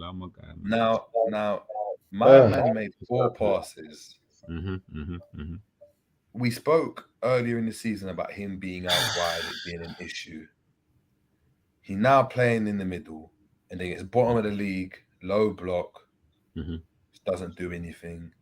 There's no yearning to just drop off and get on the ball and just try and make something happen. He's just playing like a big target man, like how I did the other day. Do you know what I mean? Do you know what I mean? On the Saturday, like after G goes, I've got a lot to say on Salah. I don't know what you, G. I don't know what to say in it. This is your brother, so I'm giving you your time to shine. I know you got the heat maps ready. Just take off. I'll even show you. Just we'll get it out. Uncomfortable conversations for this guy. So this is his heat map. Obviously, he played 94 minutes. As you can see, barely was in the game. I think what we're seeing with someone like Salah, I think me and Romz actually we spoke about this at the beginning of the season when we spoke about Salah, and when he comes up and he wasn't even on the wing. Well, no, I lied. He was on the wing quite a lot. In terms of his general just movement and stuff like that. When he comes up against just a defender who will stick their backside on him, this guy, like I'll have to say it, he just can't do anything. Can I just throw in a few names? Just 3 names. Tariq Mitchell, which has potential, but he's not some world beater. Yeah. Matt Targett and Anthony Robertson. That's all I'm gonna say this season. Carry on. He when he comes up against these guys, like it's like he just gets pinned. Now, listen, obviously, of course, every like Haaland with Van Dijk, but that's Van Dijk. Like, you know what I'm saying? I expect you to have a tough battle with these kind of guys. And if you don't win, I'm not looking at Haaland and thinking, yeah, he's a shit striker because he couldn't get past Van Dijk. You're coming up against guys that when we need you, you're the only attacking outlet really that we have on the pitch. Firmino's dropping into the midfield. Whether that helps you or not, I don't know. But sorry, that's even a lie, really, because for me, Firmino is actually more out wide than he was actually in the middle. So yeah. That's kind of giving you more a bit of a license. But it just seems that with Salah, the only thing he can do is he just needs to now just play like a Haaland, which is just stay up front and don't move at all. Because the reality is you can't seem to like. You need the team. You need Alisson to give you another assist in that kind of sense where a team's got enough space behind, you're quick enough to run onto it, no problem. If you can't do that, you're not really offering us anything at this current moment in time. And that's what's bugging me the most. Hence the reason why when people said Núñez might have been better, you probably would have, purely for the fact of he's someone who can create a lot more for himself, as opposed to Salah's the guy that you want on the end of finishes. I don't want Núñez. I want Salah on the end of it because he'll finish. But when you've got Salah by himself, isolated, he can't. He doesn't do anything. He doesn't drop off. He doesn't hold up the ball that well. He doesn't really pop it off that much. Like he's just. This is where we gotta give corn to Jurgen Norbert Klopp. And let me tell you why we need to give corn to Klopp. Yeah, I said I want Salah more set. I don't want him chalking his boots, the traditional old winger anymore. I said I wanted him centrally, but it's not every game. Have the tactical nous to know there's not going to be spacing behind like the City game because they're not as good as City. They're not going to play that high line. Do not then play him. And even if you do decide to start him isolated up top by himself against against a low block, when you know for the minute in your head when the penny drops, it's not working, then maybe move him back to that right position or maybe change tactics in the game. But for me, Klopp didn't have the tactical nous because the thing is, Salah playing up top by himself against the better teams, your Chelseas, your Arsenal, your Spurs, your Cities, that will actually play. They won't play no low blocks against maybe Spurs, but they won't play conservatives against us. You know a team's playing a low block. You can't have Salah playing a lone striker. Now, you need players around him to do that. Around him, exactly. More runners, like. And this is my next bit because you know what? You never walk alone 19. You're right. Klopp has had enough smoke. That was just you just got a bit of collateral there. You're right. Cool. My thing with Salah is right. That what was it? Only four completed passes in the game. That's not good enough. And for me, I don't care if I'm going to worry the fan base because I said this from early. And again, I don't want to be right, but I said it when we did the Salah contract show. I actually said it on 3 different channels. I said it with you two on this channel.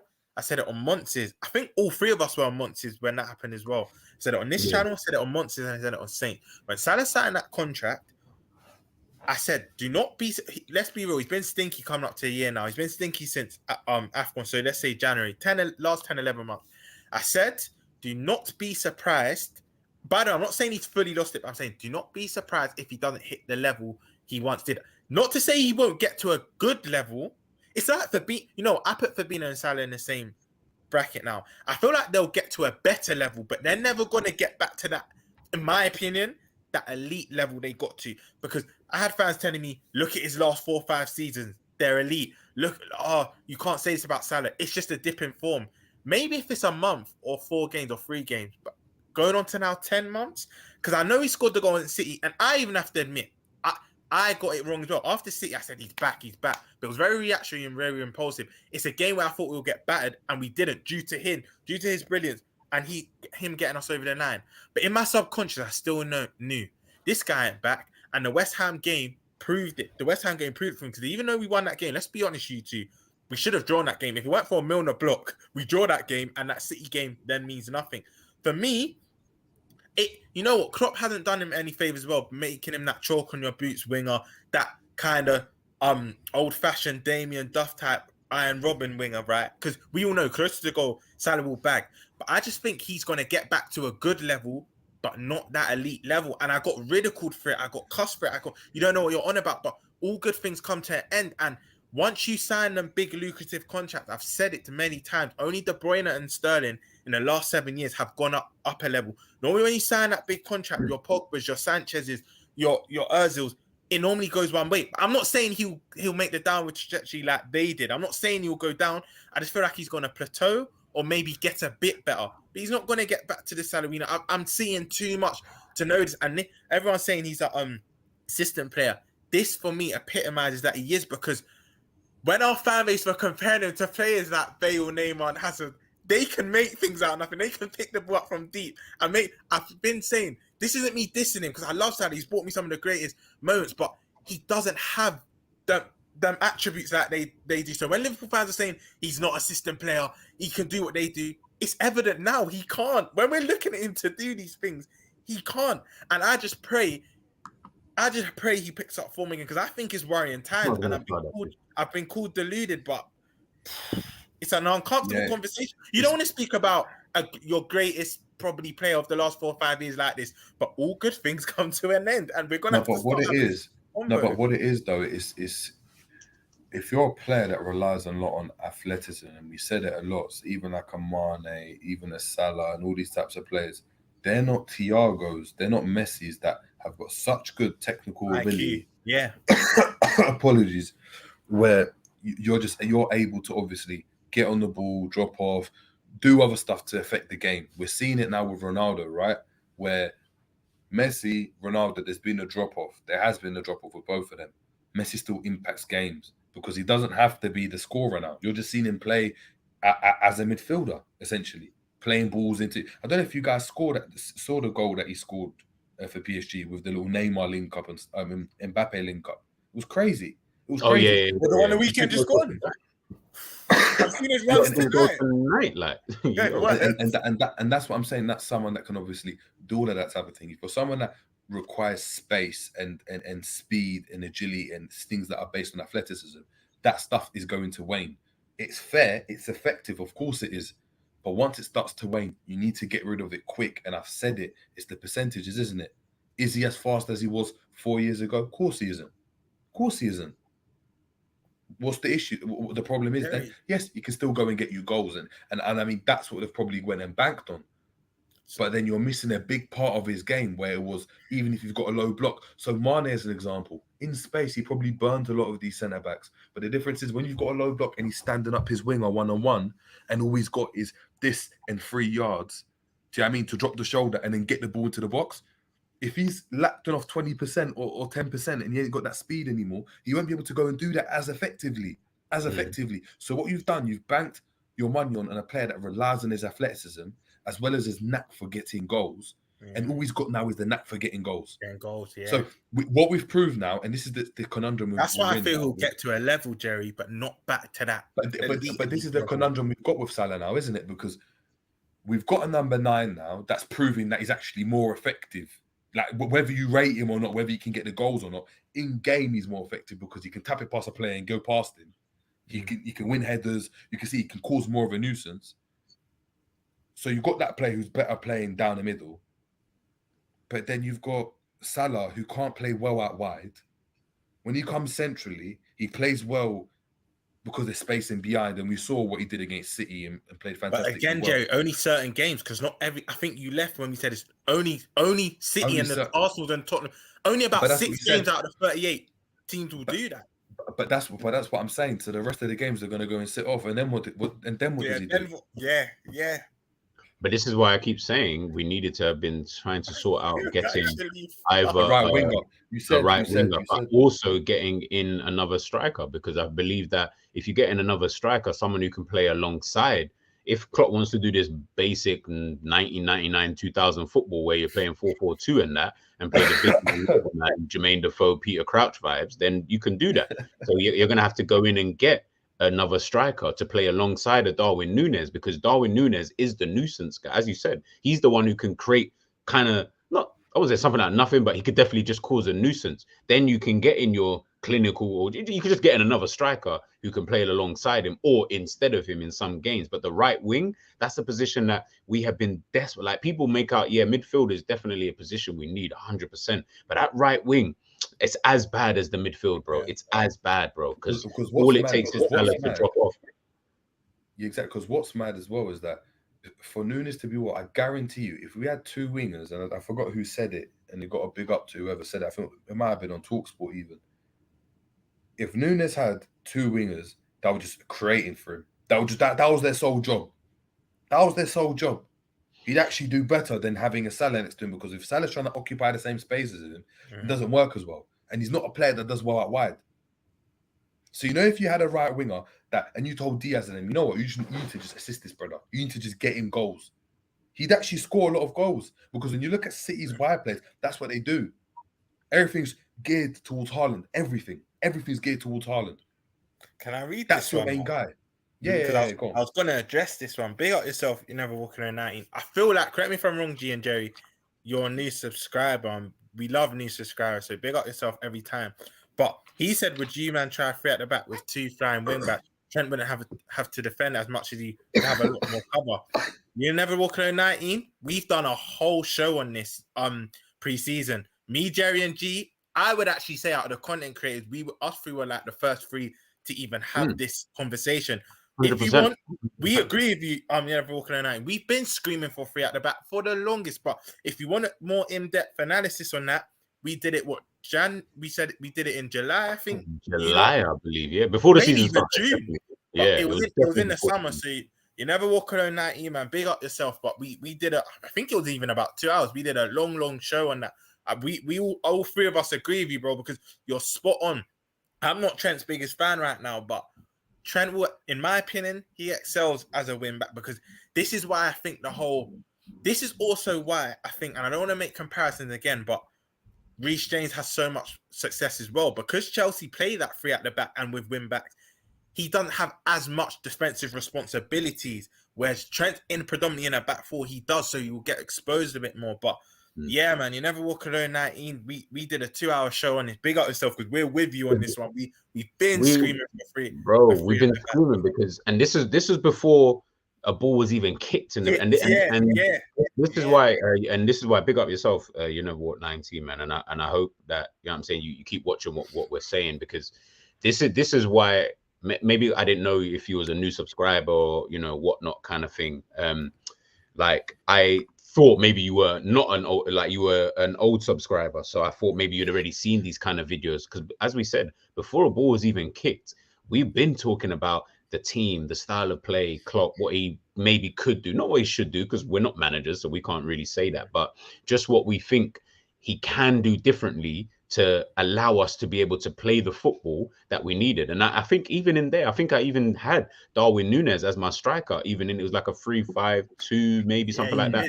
Like, I think I had Darwin Núñez because I said, the only way you get this guy playing for what he can do and for what I saw in pre-season is you need a strike partner next to him, or at the bare minimum, someone who's just in like a Carvalho, as we saw in pre-season, who was buzzing in and around him. But on the wings, and I think Jerry was more the one who said this, having maybe a Luke, because I said you could have Andrew Robertson as your left-sided centre-back with Virgil, and then another Konate potentially, because then that will allow Robertson to still play that kind of left side channel, but he's staying back. And then you can have Diaz on the left-hand side, Trent on the right-hand side, Thiago and whoever in the middle, Diaz, Núñez, and whoever up front, kind of for Salah, whoever you want to put up there. And then I feel like the team could be a bit more cohesive. Like it could do exactly what you just said there in the comment, which is, and what Jerry's just saying there, just get your wingers who can just feed Darwin Núñez, because we saw the goal. We saw the goal against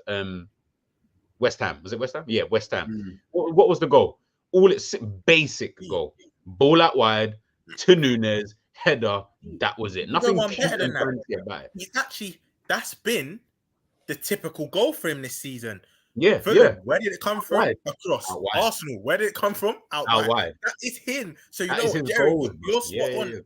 Or whoever said that to you where you were listening to, because it's true. If you just had two wingers, because all of his goals this season, bar I think the Rangers one where I think Bobby plays it into him, he just wraps it around McGregor, but every goal, every Premier League goal, should I say, has come from out wide, and he's been run a proper striker's finish. So you know what, it's true.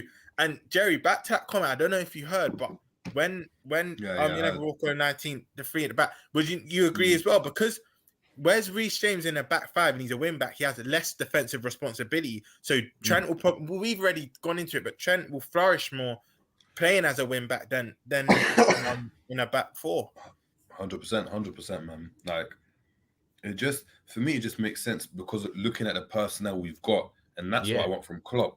I want him to look at the personnel we've got and be like, you know what? I might want to play one way, but we're going to play the other way because I can't do this way effectively. That's what we want. I mean, let's just get into some of that still stuff. Just before we delve into this, we've got to big up G, because G was saying this from the summer. If we, you know why we said he can't play a back three right now though, because we don't have the numbers to. Word to G. This is why G was saying from the summer we need to sign a centre back, because do we even have 3 fit centre backs as it is now? Just about Ibu, Gomez, and Van Dijk. But then cool, we've only got 4 top centre backs. Matip's injured. Then we don't have another 2. When you play 3 at the back, you have to have many options, and you need to at least have about 5 to 6 centre backs. We've got 4, and only one of them can consistently stay fit. The other 3 are just always injury prone. To answer your question, you're 19. That is exact, because that's his system, that's his style, and I don't believe Klopp wants to play that, which is fine because Klopp likes his 4-3-3 and 4-4-2, whatever it is. But that's him. Tuchel loves that style, and he can play 5 at the back, as we've seen, as Romz is alluding to. Reece James, that wasn't done under Graham Potter.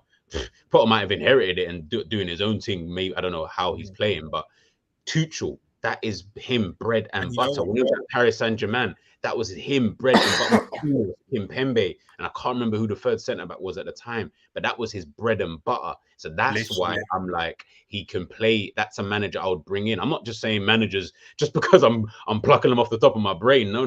There's a method to the madness. Yeah. There's a method to the madness. Like the players that we have, I believe a different type of coach will be able to use them differently, because these players are not shit. Like, I'm sorry, I'm not going to sit here and say all of a sudden we just went from being here to just being there. No. These players are still good enough, and I feel that if used in the proper way, and that's what. And G, just to add on to that, because I know we need to get more into the game, but literally what G said, you never walk around 19. That's why G said Tuchel, because that's the way Tuchel plays. Because you saw Reece James on the Lampard in a back 4. That's where we saw him at his most exposed. So there's methods to the madness, man. But yeah, let's get into these things. I mean, let's just get into it. Just we can kind of analyze what Forrest did and what we didn't do really well. As you guys can see, like in Forrest, when we were in possession a bit deeper, so when we win it back or whatever, they would defend in a 4-3-3, and that's a change from what they've done earlier in games, because they did play a 3 at the back. What they went and did is essentially what we did to City, where, apologies, 2 seconds. Bro, I'm battered. I'm battered today. No, it's not even a bless you, man. I'm finished. I wouldn't be surprised if I got COVID. Put it that way, man. But you know that old thing. Yeah, man. But yes, obviously they defend in a 4-3-3. But what they do, they're very narrow. So as you can see, there's a lot of space either side of our fullbacks. So essentially, what they're saying is what we did against City, where look, you're gonna really cause a lot of danger down the center of the pitch. Have the width. We're gonna deal with any crosses that come into the box. That's how we're gonna go and target you. As soon as they would go and obviously come in a bit deeper, or we'd get a bit deeper and try to spread it out, what they would do is switch really, really quickly into a 4-5-1. That 4-5-1 again. That 4-5-1 then obviously allows us to go and get out to the wide players that are going to cause those issues, because it means that the wingers now operate as midfielders essentially and track the runners of the fullbacks, but they still keep the middle really congested because it's free in the middle. Who's playing the pass? That is Gomez.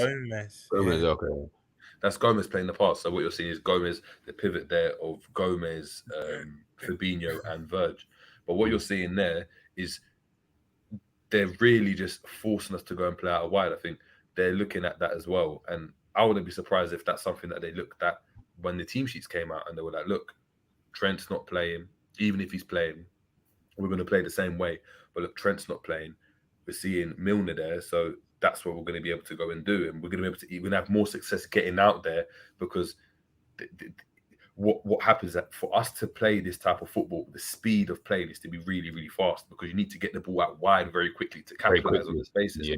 If you don't do that and the team or shifts across really well, like Nottingham Forrest did, it caused a lot of problems. And you can already see Cheat Koyate. So he's the guy just in front of Awayini. He's already dropping off onto Elliott, allowing whoever that left winger was. I believe that's Lingard or Morgan Gibbs-White. Or who was on the left? I'm not too sure. And Nico Williams was playing left on the left-hand side, which I found very... Nico. Yeah, that's what Nico Williams at the back. But I don't know who was playing as a left midfielder or left winger. I'm not sure. I know maybe it was Yates. Or the left winger for them was Morgan Gibbs-White. Morgan Gibbs-White, exactly. So Morgan Gibbs-White is obviously able to go and get out wide, whilst Cheat Koyate blocks that passing lane into Elliott, and you can see congesting the pitch so much. It's not allowing us to go and play. They're even, as you said, they're in a line. Like they're literally following the line of the ball that's going out. As you can see, you've got Awanini, Check Koyate, Nico, whoever that is after him, and then Nico Williams is obviously then going to go out to whoever that pass is going out to there. So they're in a good little line still. Quite. Yeah, they're really well very well. See, that's in the 29th minute, so that's well into the first half. Obviously, proper well drilled. What was proper interesting though is if you move on to us in possession here, the reason, and this is a massive reason, the reason why Nottingham Forrest were able to really, really just kind of deal with us quite well was because Milner dropped off a lot. Milner wasn't overlapping. Milner holds back in defence. Essentially, what happens is that we actually build up 4 at the back, because then we've got Fabinho, who's the outlet pass, obviously, Milner on the ball, Gomez and Van Dijk. You don't need all of those players on. You don't need them all in that area. You'd actually want Milner really high up, dragging Morgan Gibbs-White or Nico Williams, whoever that was on that left side, dragging him back. But what you're seeing there is Morgan Gibbs-White is able to cheat, essentially, because he knows if he wins that ball, he's in behind straight away. And we saw that a lot of times.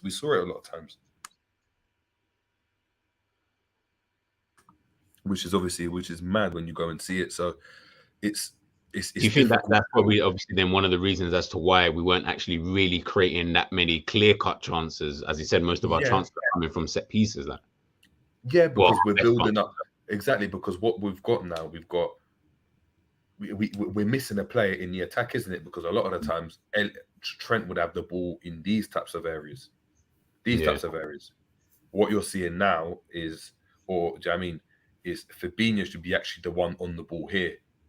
Fabinho should actually be on the one on the ball. Milner should be higher up, or Gomez should be on the ball there. You don't need Milner on the ball there at all, especially in the 15th minute. And look, he's had good games and stuff.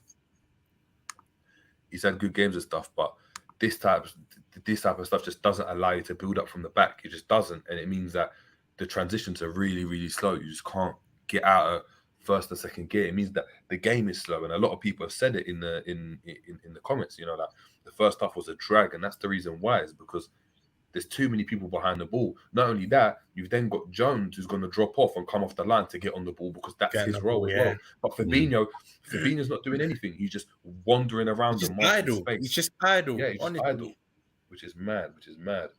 So, it's a mad one when you look at the stills, and it's just that's just a few that we're able to get up. But it just shows that what we saw is that we were able to do what we did against Man City, because we were the underdogs. We were the underdogs in that game. We succumbed to possession. We were like, we don't want it. We don't want the ball.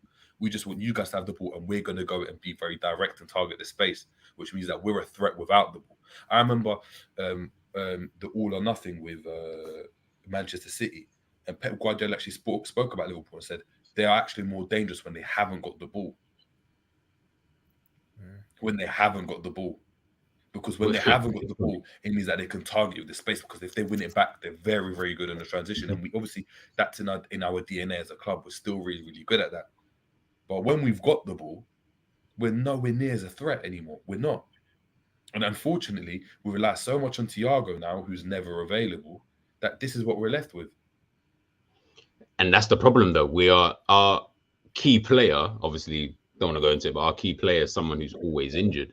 Meaning we need to find another way in playing to allow us to, like I was saying on Jamie's channel, is Liverpool need to create a style of football that doesn't actually rely on individual players always having to play. There needs to be a style of football that allows just for the system to always work. Where everyone can flourish. Everyone can flourish. There shouldn't even be any one player at all, bar the goalkeeper. The goalkeeper is the only position that I would look at and say, yeah, well, he has to play. And I don't care what he does back there, because, he is what he is. I'm looking at the rest of the team and the rest of the style and saying, if the style is done in a way, it won't matter. That's why Manchester, as much as Manchester City have money and they have all good players, remember, Manchester City are not going out and signing Neymar, Mbappe, Messi, Ronaldo. They're buying players who are of the level that I keep talking about, which is just the level above the type of players that we sign, but they're not world class. I'm sorry, but Bernardo Silva was not world class when they signed him. KDB was not world class when they signed him. All of these players, bar maybe Haaland, these players were not that great. They all have potential. But the reason why that they look fantastic in this system is because he's created a system that it doesn't matter who the Cole Palmer comes on, Phil Foden, it really doesn't even matter. Just to validate what you're saying even more, have you realized City rarely make a signing that doesn't bang? The only ones you could really say is arguably Ferran Torres. Sane only his last year. Initially, he banged. He was pivotal in some of their title Claudio Bravo is probably the one that I look at. Yeah, Claudio Bravo and Ferran Torres. They got rid of him straight away. Some will argue Grealish as well, but if you actually watch City this season, Grealish has been playing very, very well. But our generation care about stats, whatnot, so they probably wouldn't say that. But City rarely have signings that flop, and it's to validate what you're saying, G. There's already a system in place, and their talent ID is so good, and they identify the exact player that will cater to their system, which is why their signings rarely flop. Rarely. With us, it's like square pegs in round holes. We all sign players that aren't even accustomed to. Aren't even accustomed. Like you're like, bro, like. But this is what we've been doing, though. This is what we've been doing. It's nothing the same. It's just the same, repeating the same things over and over again. Nothing really changes. Look, we're going to get into it, obviously, on the preview for tomorrow's game, where can't wait. The season could go tips up because we lose that game. I mean, Europa nights. I'm saying from now, we're hearing that. By the way, no, we can't. Yeah. I'm telling you now, we're hearing. Whoa. I think we're losing both next 2 games. Listen, honestly, G, it was mad. Yeah, G asked, "Oh yeah, can we finish 4th?" Because he wants to feel like this. If we come out, he wants to feel like this. Just out of it, bruv. Out of it. I'm not trying to I'm not like. Listen, I think obviously. Wait, 4th go to conference. Or am I bugging? Nah, I don't like anything. Yeah. I feel like that's it. Like they just do the 3rd thing. So okay, you see conference here. Just quickly, if you win that, where do you go? Just to Europa League. Europa or match. Europa. Yeah.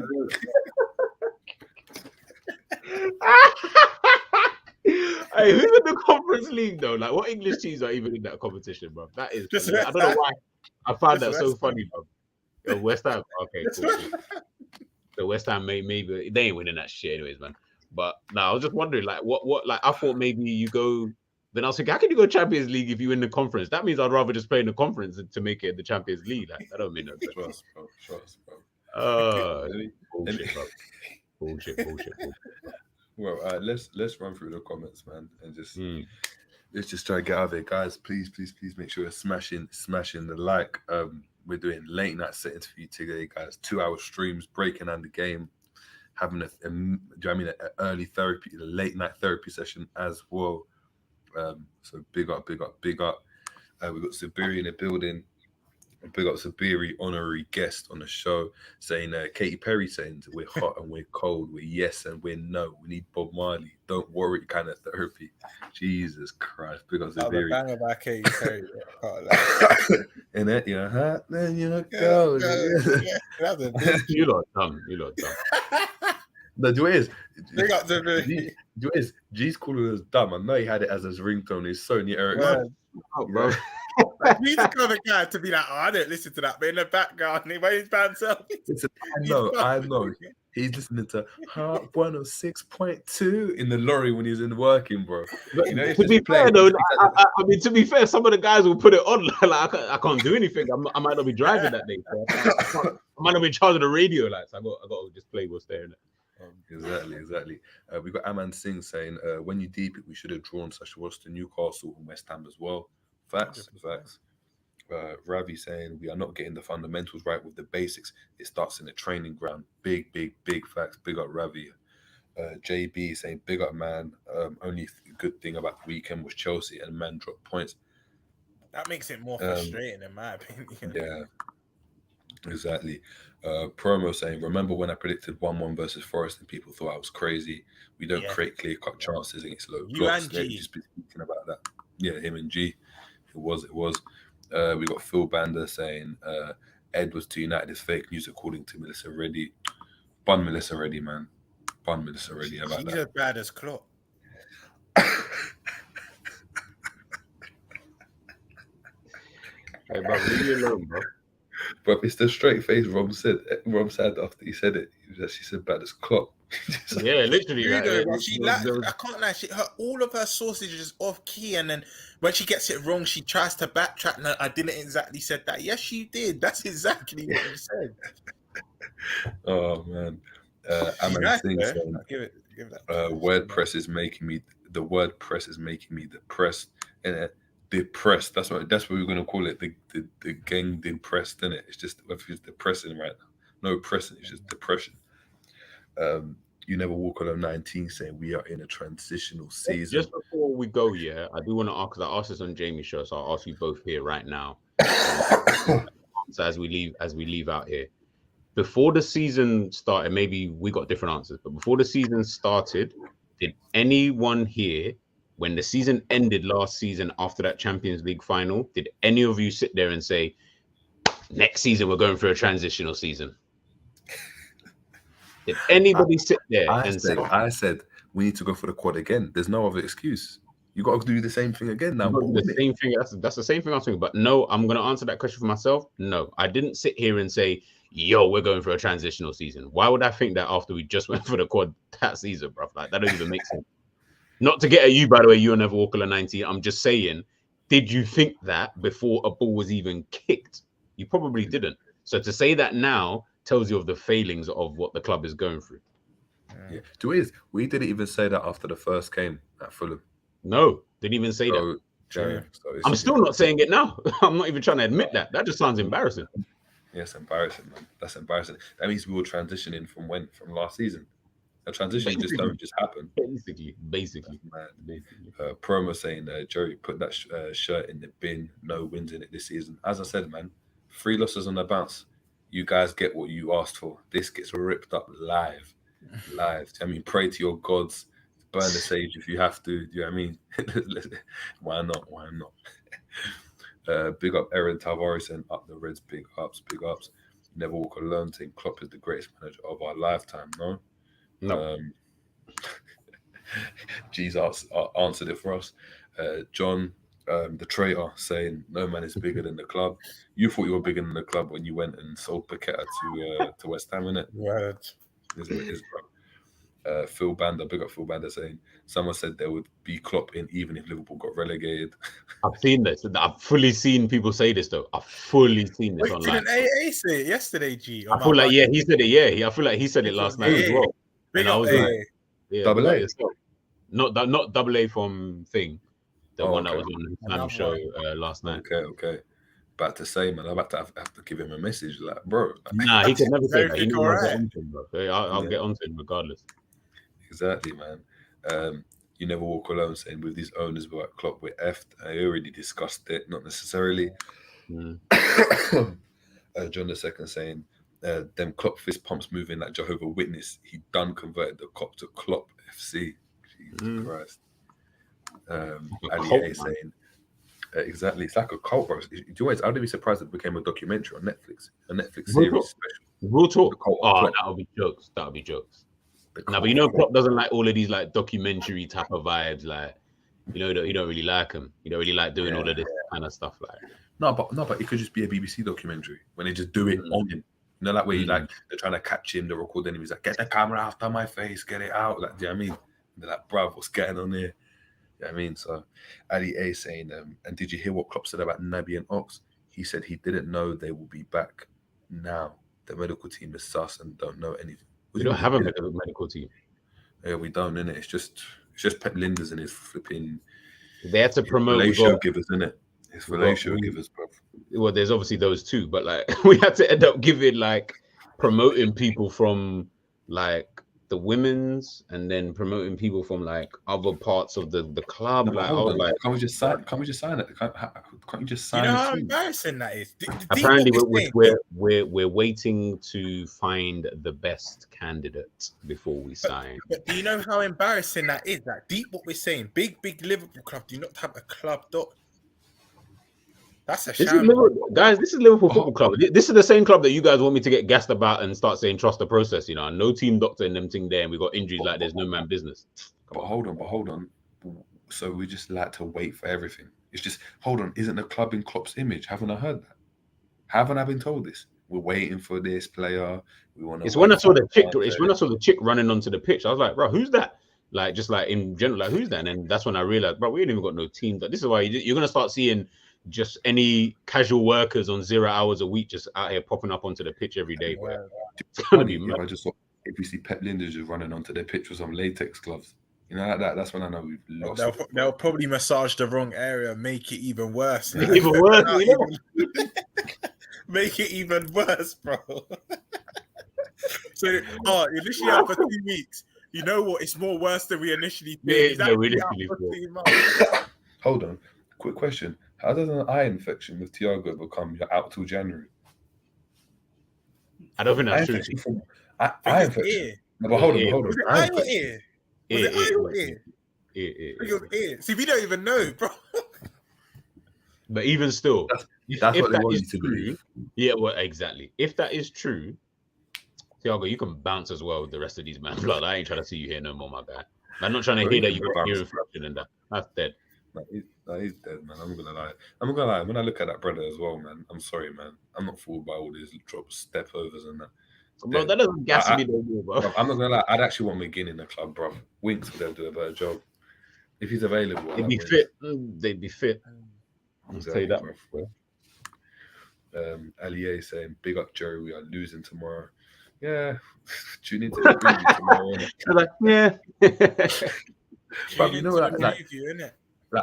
Like a loss isn't good enough for me anymore. I want a battering. I want a spanking. I want just like a. Hey, someone's gonna clip you up real soon, you know. Yeah, bro. Here's what it is, man. Clip me up. How about that? No trim as well. I mean, 2 in 1. Trudon saying Thiago is a waste of time. In hindsight, poor signing, not reliable. Yeah, man.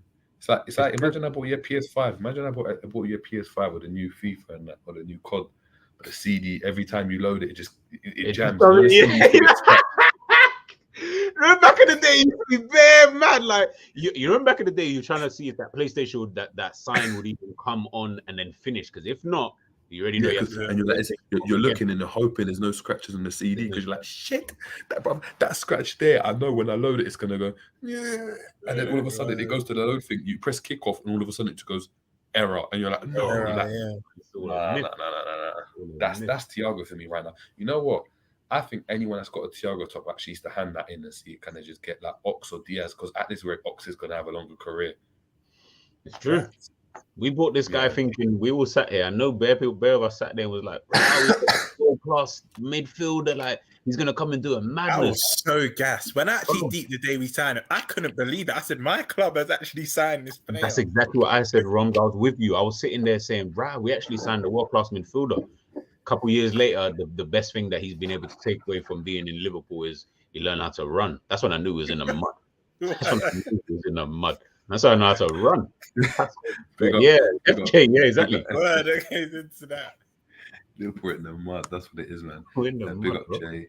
Jace. Oh my bad. Big up Jay. Jay saying the boys are mentally fatigued. Let's be real. The mentality of the club is not wrong. It's the fatigue. The 5 years we've been chasing Man City every single, only after 1 Premier League with no fans. That's not my fault, bro. If you can't handle the heat, get out of the kitchen, bro. Do you know what I mean? Like, actually, we finished second, third in the last 5 years. Second, third, second, third, second, first. I feel like we finished in the top 4 at some point in the 5 years. Like, we finished in every position in the top 4, I think, in the last 5 years. Exactly, man. VL valuable lessons, big up your damn self, saying FSG are good owners in my opinion. The guy Michael Edwards saved Klopp from signing rubbish players like Brandt, Draxler and Gertzer. But after Klopp won titles, he started going against Edwards' ideas and didn't refresh. You know what? I've heard that a lot, you know. And I've started to hear this a lot. When you look at it like that and you think about the players, and you said it, G, like when you look at the players Klopp signed, his players, including Nunes even. I mean, you're just apparently like, Edwards told him not to sign Nunes. But that's what I'm saying.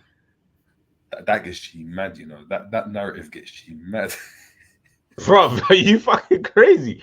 Like, man's out here signing players that I don't even like it. And the man are telling you, the guy who does the business is telling you, look, my brother, hear what I'm saying to you, G.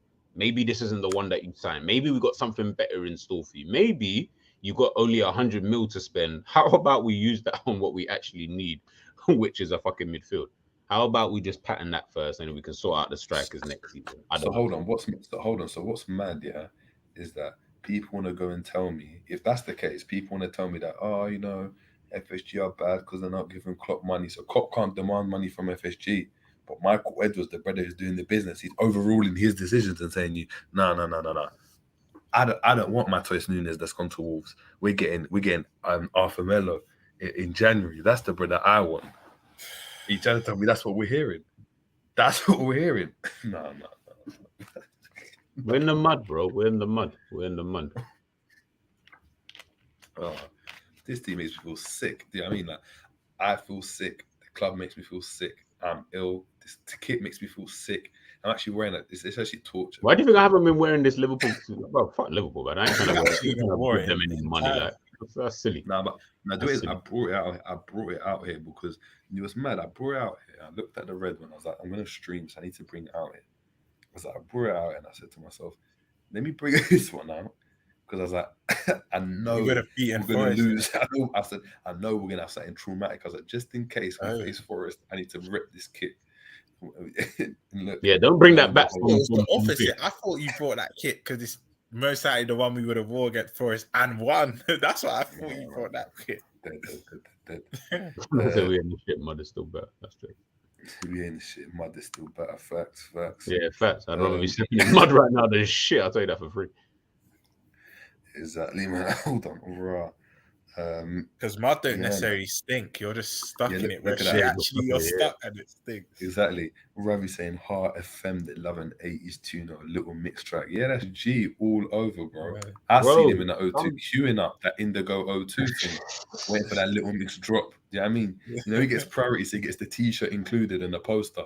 You know, now you're gonna have me playing. Now you're gonna have to get me playing all the like just to let the people know, like, yo. Not like that, my guys. Yeah. The most aggressive drill as well. It was aggressive drill. I can find, bro. And then with the coins and the Mario coins, that man got ching by dink. Yeah. I'm gonna have to just to let people know. Like, don't get twisted still. Dude, you're gonna see G on BBC, like man just ching someone in it, man stabbed. But I'm gonna have a belly on and a mask. You ain't gonna see my face or nothing, but I'll be able to talk and let everybody know. Let you guys know, man. Exactly. But before we head out, guys, hold on. We read that already. That's big up. Guys, big up everyone tuning in as well into the Jerry James show. Apologies, I'm mad ill, so talking, coughing, coming off screen because I'm even having like an episode is crazy. Before we head out, guys, anything to say? I know I've actually got something to say. Try and find like a sport where you're just at ease, like another sport that you could just watch and just feel like, just feel at ease watching it. You're not really emotionally connected to anything. Like you're just enjoying the sport because it's about to be a bumpy ride, man. I'm not telling you to stop. Sorry, Romz, would you say a different sport or like a different club? Or a different club? See me, my clubs. There's a collection, man. Them. It's got this year's one. Got this one. Got the carnival. You know what, Jerry? I was thinking in my head. I've gone through the whole episode without him playing it. It was a matter of time. But try and just invest in another sport. But then again, we got World Cup soon, so you can just support whatever country you want. To be fair, it's going to be a bumpy ride, man. Yeah, you never walk alone. 19. That's the main man, Romz. That's me. That's my other club. Yeah, that's Romz, man. You don't even know. You man getting onto me, boy. These times I ain't got no videos like this. Jay, I got voice notes there. Hey, shut up, man. Don't worry about all of that. Jay saying call in after the game tomorrow night, you man. Yes, we're gonna all sorts of Yeah. But as we said, we need the people to call in because if you get only two or one, if it's just you calling in, then you'll never walk 19. I want you on the call-in show. I begged. I want you to come with you. I want you to come on the show tomorrow, man. Yeah, he seems like he's got good insight, man. Yeah, exactly. We got you never walk 19 saying, Jerry, are you Klopp out? 3 losses. Answer the question. 3 losses. 3 strikes in it. Guys, it's been an amazing show. G, Romz, appreciate you guys being on it as always. Big up to everyone that's tuning in. Make sure to smash the like. I believe we're on 60 likes as well. Big up everyone. We've got Boo Rider in the building as well that was tuning in. So appreciate it, Boo Rider, as always. We're actually on 62 likes, so big up everyone. Big up to Jay as well in the building. I didn't shake your name this time. I was gonna say. Big up. Yeah, guys, make sure to stay notified. Please make sure to click the notification bell because we will be dropping the preview for the Ajax game for tomorrow, and it will be tomorrow before the game. So please make sure smash the like because we're not sure what time yet, but it will be dropped out to you. Yeah, big up to all the new subscribers, everyone new that's tuned in. It's been a massive show. It's been the Jerry James Show, and we're out, people. Peace. Boom.